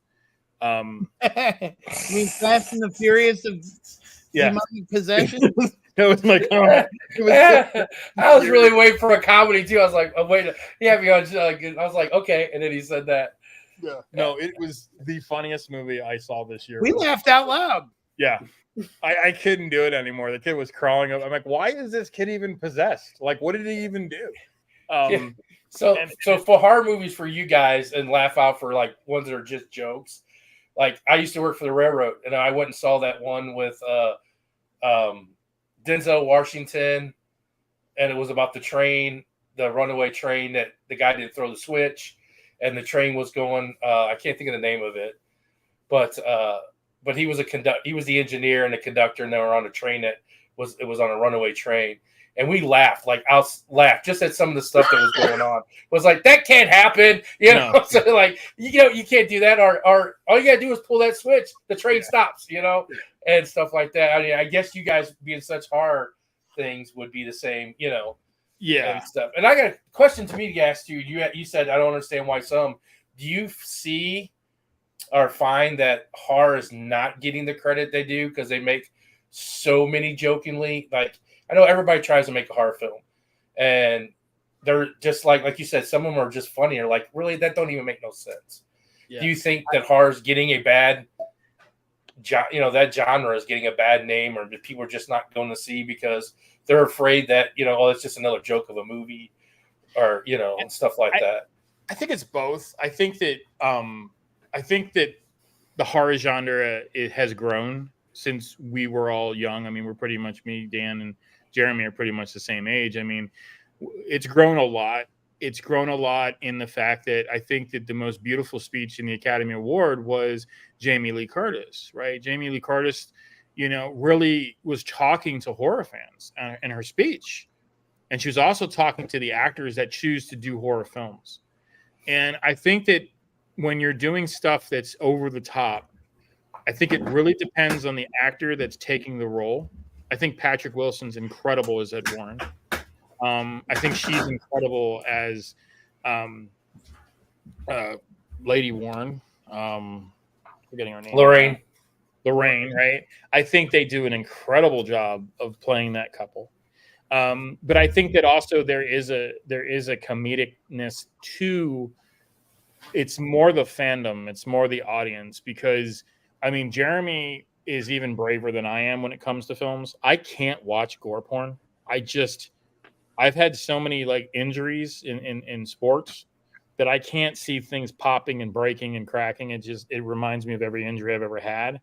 So he can watch stuff like eating people. Like I think I put it in your bio today. Me and Lily wrote your bio today. And the Green Inferno? Yeah. Love that movie. Oh, cool. That movie was so Eli Roth makes you laugh when you shouldn't. Yeah. Yeah, and like he'll be like somebody will be eating an eyeball and he'll be laughing and I'll be like, I gotta throw up. You know what I'm saying? Like this is gross. And so I think that it's really based on the actual audience. But I do believe that I've been braver at times. Like I know the Saw movies, especially number one, they're intellectual horror. They're very good thrillers and they're mind, warpers. And I don't know. I don't know if I have too much empathy. I don't know, but something about like that type of like making those types of decisions. I think that why Saw is scary is because it's real and it could be real. That shit could happen. Yeah, it could be. Yeah, like some sick bastard has done that. I mean, Jeffrey Dahmer tried to make somebody a zombie. I think that there's just when I look at that stuff, knowing that there's people out there. I wonder a lot about, those types of things and those types of scenarios. But I just think horror is growing. I think horror is going to be, not to beat a dead horse, but Jason Blum is one of these guys that made a film for 13,000, made 240 million off it, and then built an empire. And he's the only person in horror history that has 3 nominations for an Academy Award for a horror film. And that's because he's worked closely with Jordan Peele. And I think that when you look at it that from that perspective, I mean, horror has the potential to take an award like a SAG award or an Oscar now. and that's grown exponentially since we were kids, right? Like we were all about the slashers and the axe murderers, and today it's more intellectual. Today it's more like, how can we really, mind warp people to think that these things are happening? Right. And I think A24 is a good example of that. I think some of the stuff that Blumhouse is doing. Blumhouse did a great film that me and Jeremy watched this year called The Deep House. I don't know if you guys have seen that was No. awesome. The Deep House stars Mick Jagger's son, who plays an incredible lead in it. He's an incredible actor. And imagine these two people are explorers. They go to look for abandoned places and they take pictures and takes photos and they do a blog. And there's this story about this whole town that's underwater, but the house is haunted. So now imagine once again, a very creative concept, a very original idea versus just rebooting, Snow White and all the stuff that Disney does. They just reboot stuff now. They don't come up with any original ideas. But if you look at horror, they're doing such original stuff. So there's a haunted house underwater. So first of all, they've already got you because they're underwater. That's just scary. That's intriguing alone right there. Yeah. Right there. And we've seen it before. We've seen it with Ghost Ship, which was another great movie that doesn't get the respect it deserves. But Ghost Ship was pretty creepy. But We just talked about that tonight. We did. 13 Ghosts. I think it's one of the best. Love that movie. Love that movie. 13 Ghosts is another one that's like, if you're just getting into horror, that is literally in the top 5 on my list that you should watch first. I think me and Jeremy have talked about this extensively, that they should really make a movie about each one of those ghosts. 100%. Yeah, because they were such great stories. And I think that's why we decided to do one of the main reasons why we decided to do the horror festival was just like, I wonder what's out there in the Midwest. I wonder what's out there that people are doing that is not getting, that much, eyes on it. So once again, to tie it back in, I mean, like our festivals, we really celebrate the filmmakers because we know as filmmakers ourselves how much work goes into it, regardless if it's a 6-minute micro or a 130-minute feature.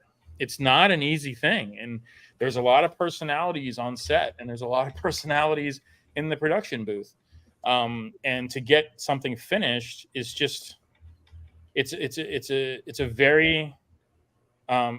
most accomplished in my career as an artist. It's the most accomplished I've ever felt is when you finish a film. And when people like your film, it takes your breath away because it's not about the awards anymore. It's really about like that your peers loved your film. And that's some of the coolest shit that you could ever experience. And so we want to decorate, there's 8 pistons, 9 pistons we give away. But regardless, if you're selected in our film festival, you're already a winner in our eyes. Like you made it in our festival's tough.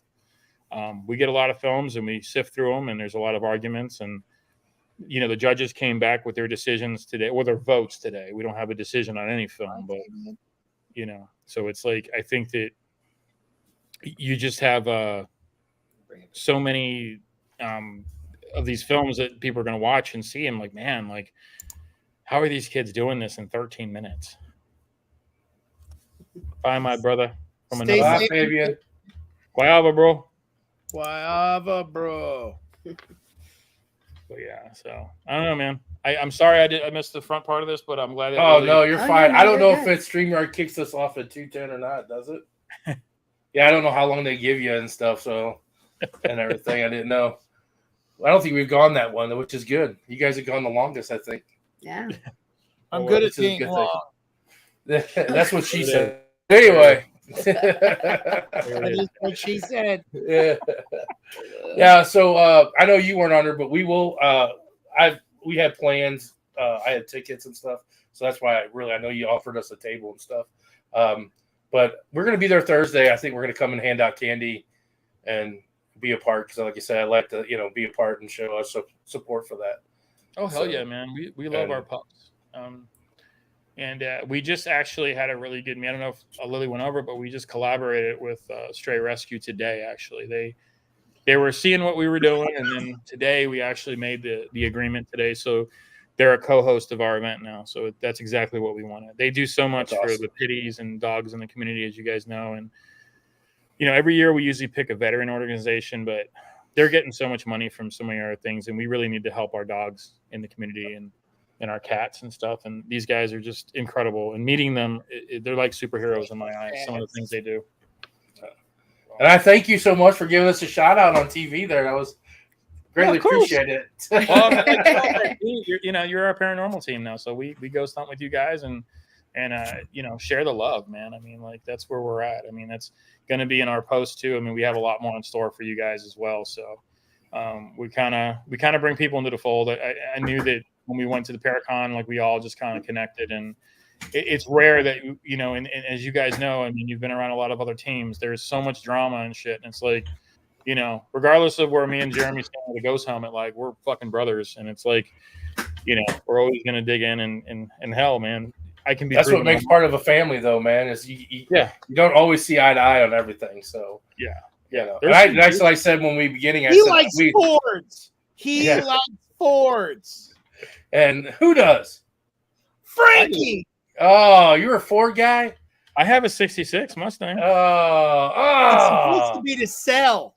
It is. We just can't. Don't put it next to the Camaro. I don't want it to catch Ford. No, you're not going to see. We're going to have. We actually might get a Ford Bronco, but it's the one that Jeremy likes. It's those years. It's like a 71. They told me to bring my Jeep because it's the Hulk Jeep. It's got all kinds of Hulk stuff on it. We love Jeeps. I might take the top and stuff off of it, so that way it should be nice. I mean, we'll definitely. I mean, it's, in our opinion, it's about builds. I mean, not so much classic, but it's about builds. I mean, like, for us, it's just like it's getting out there with the community. And I even have like special bags for like peanut free, because a lot of kids are allergic to peanuts these days. So we have like peanut free bags and stuff like that. So we're just kind of watching all our corners. And I don't know if you guys see this tower of beer that Four Hands gave us. I mean, this is the kind of people in St. Louis. This is why I love living here. Wow. They gave. I thought I was going to pick up 24 beers, and the chick over there that's helping us, and she's just like, "What are you talking about? We're giving you 96 bottles of beer on the wall," and they gave me 96 bottles. So they gave us 96 tall boys too. So we got Holy cow! We got, this beer is amazing. If you like lager beer, that's my favorite beer.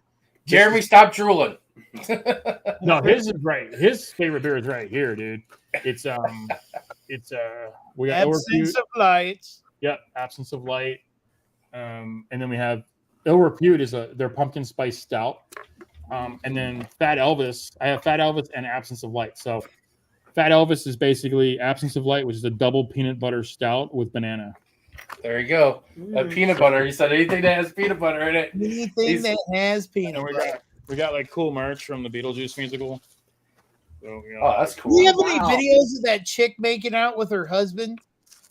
I heard somebody say this. It's like, it's crazy that this is it's a scandal because somebody was making out with their spouse. Because usually it's they're banging somebody else. You guys should autograph some of the posters and sell them. I told Lily she needs to put her. I think we're getting about a 40 16 by 20s. We're gonna sell them, and I told her she should definitely sign them. I mean, it's work, So, but maybe the Home Garage team will sign them too. So, why not? Yeah, dude, they're cool. We'll get you one. I'm buying. We'll put it. We'll hang it in the office. I mean, we got everything else that we hang in the office. So yeah, we have like so the same guy that did our poster. He's a biker, and so we're doing the zombie crawl up in Eureka Springs. It's a big bike town, and he did gaiters for bikers. So these basically go around. Oh, those are cool.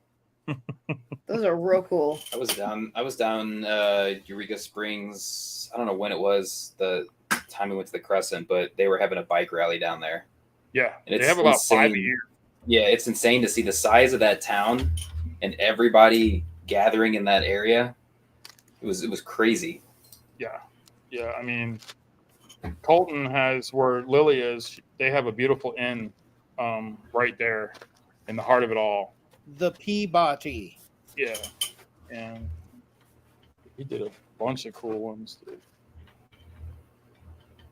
But yeah, we have some fun merch. But we bought a lot of the merch too for the Eureka Crawl. We're a big sponsor of that one because it's coming back in a long time. But yeah, he does a lot of the yoga shit. So that's cool. That's cool. He's an incredible artist. He's such a good friend of mine too, man. He's like, what can I send? I'm like, send some gators, man. There's a lot of bikers in this town. Oh yeah, I had to get one of those gators. Those are cool. Yeah. All right, man. Well, like I said, we'll be there Thursday, and we'll help you anything if you need anything. Lily told us just to come, and I know I got tickets Friday night to SmackDown, so I might come up afterwards, just kind of hang out and stuff. And he's gonna help me break some tables. Yeah, we're gonna break tables. Yeah, well, you got see if we get banned. We had one of the St. Louis. I actually texted him today on IG. He came. He's one of the wrestlers. What's his name? Randy. Randy Orton. No, yeah, we saw at the shooting range. He went to our. You're going to the real. These guys are like local St. Louis wrestlers. The guy that we met last year at the film festival. Yeah. Was his name Brandon? That sounds right. That actually. He's got like dark curly hair. Yeah. There's a guy. He's a local kid. He's. I used to work with his dad on the railroad. He was a wrestler. He's been the champion over a couple times and stuff. One of the local area places. Yeah, I see him on here sometimes doing the stuff. There used to be a big wrestling community in St. Louis. He was telling me all about it, and it kind of died down, and then it started wrestling at the Chase and stuff. Yeah. So I first met Hulk Hogan. That's crazy. My dad used to be the security guard that walked around the ring at Wrestling at the Chase. Oh, that's awesome. The old days. Yeah, my dad used to be chief of security at the Chase Park Plaza. Oh, that's awesome. Yeah, I met Kiss and everything back in those days. Back in the 70s, Chase Park Plaza was like the hotel. To be at. That's where everybody stayed. Yeah. Yeah. Do you remember the old Dorito commercials where the guy would take the bite of the Dorito and something would happen? Yeah. He had the black curly hair. I met him. He was eating dinner next to. He was at the Chase Park Plaza. I just remember that. It's so weird. Everybody's like, I don't remember that commercial, but yeah, every time you took a bite of Dorito, something would happen. And yeah, I remember that. Yeah, I was in advertising for years too. We used to enter the $1 million challenge for Dorito every year. We did one year. We came in 9th place, and it was really funny. It was a bunch of boys, and they were eating Doritos by the pool, and the girls walked out, and they said, "Oh my God, the boys are over there." And she goes, "Leave them alone. They're just masticating."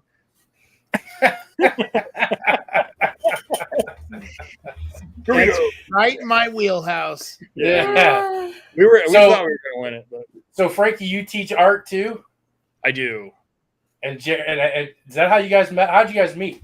He was my student. Yeah.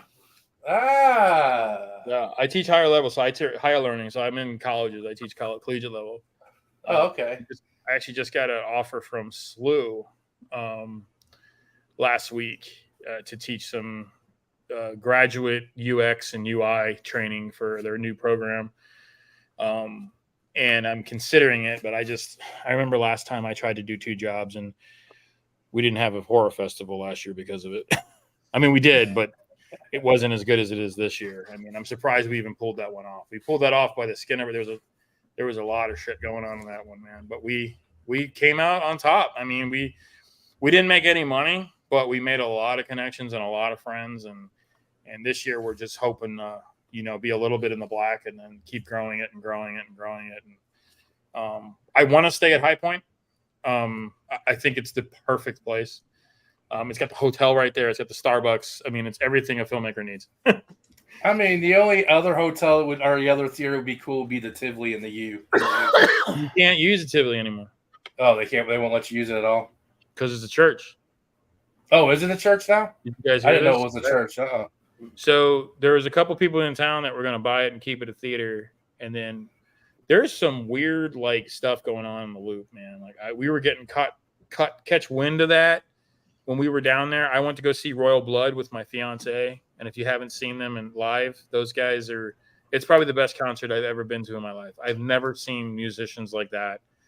2 people out of London just killing it. And they were, and I like Peaky Blinders, so maybe I'm But every fight sequence in Peaky Blinders is the royal blood. And if you like rock and roll, I mean, these guys are keeping it alive, single-handedly keeping it alive. That's an awesome show. Love Peaky Blinders. Yeah.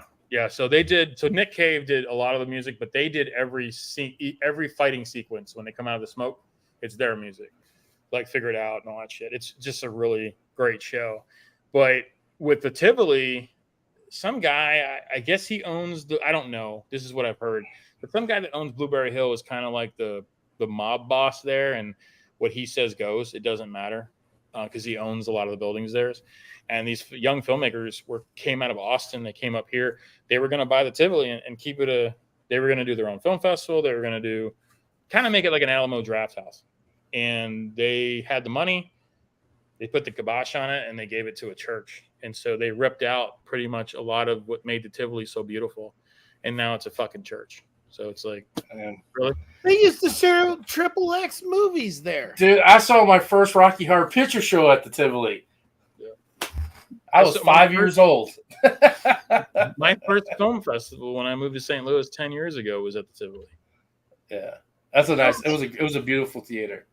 They've tore down a lot of theaters. I mean, The Haunted Boy debuted there. Yeah.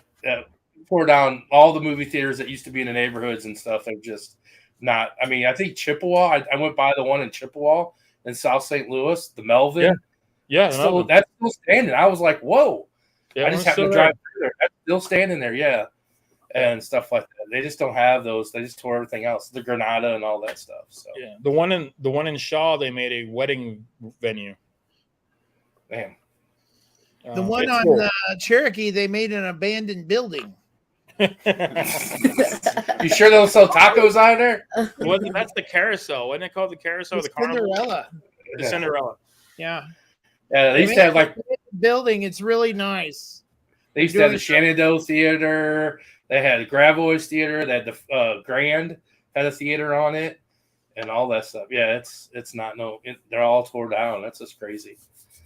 But hey, we thank you guys for coming on, man. I'm sorry you came on late.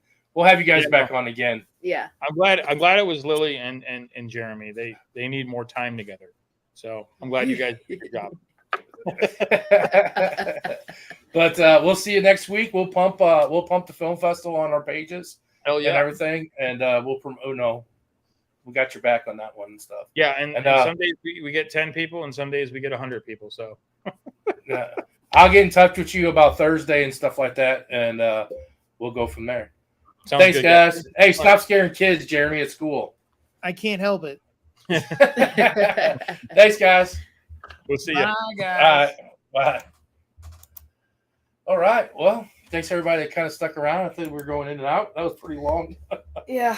But we're gonna get off here. Go check out the film festival. Come see us. We'll be out there walking around and everything, giving out candy on Thursday, and possibly down there just hanging out and chilling for the weekend and stuff. Yeah. But other than that, do you have anything else? No. I know it's pretty on. I smell the food. I'm starving. It's like I need to go to bed. He's been working. All right, guys. See you next week. Next week we'll have which is familiar will be on next week. Some girls that were at Ashmore with us and stuff. So got some good guests coming up. I think we got with Beyond the Shadowz. That's gonna be great. Beyond the Shadowz with a Z with Beyond the Shadowz. Yep. So where can they find us? Yeah. So all right, guys. See you guys next week. Thanks for watching. Bye.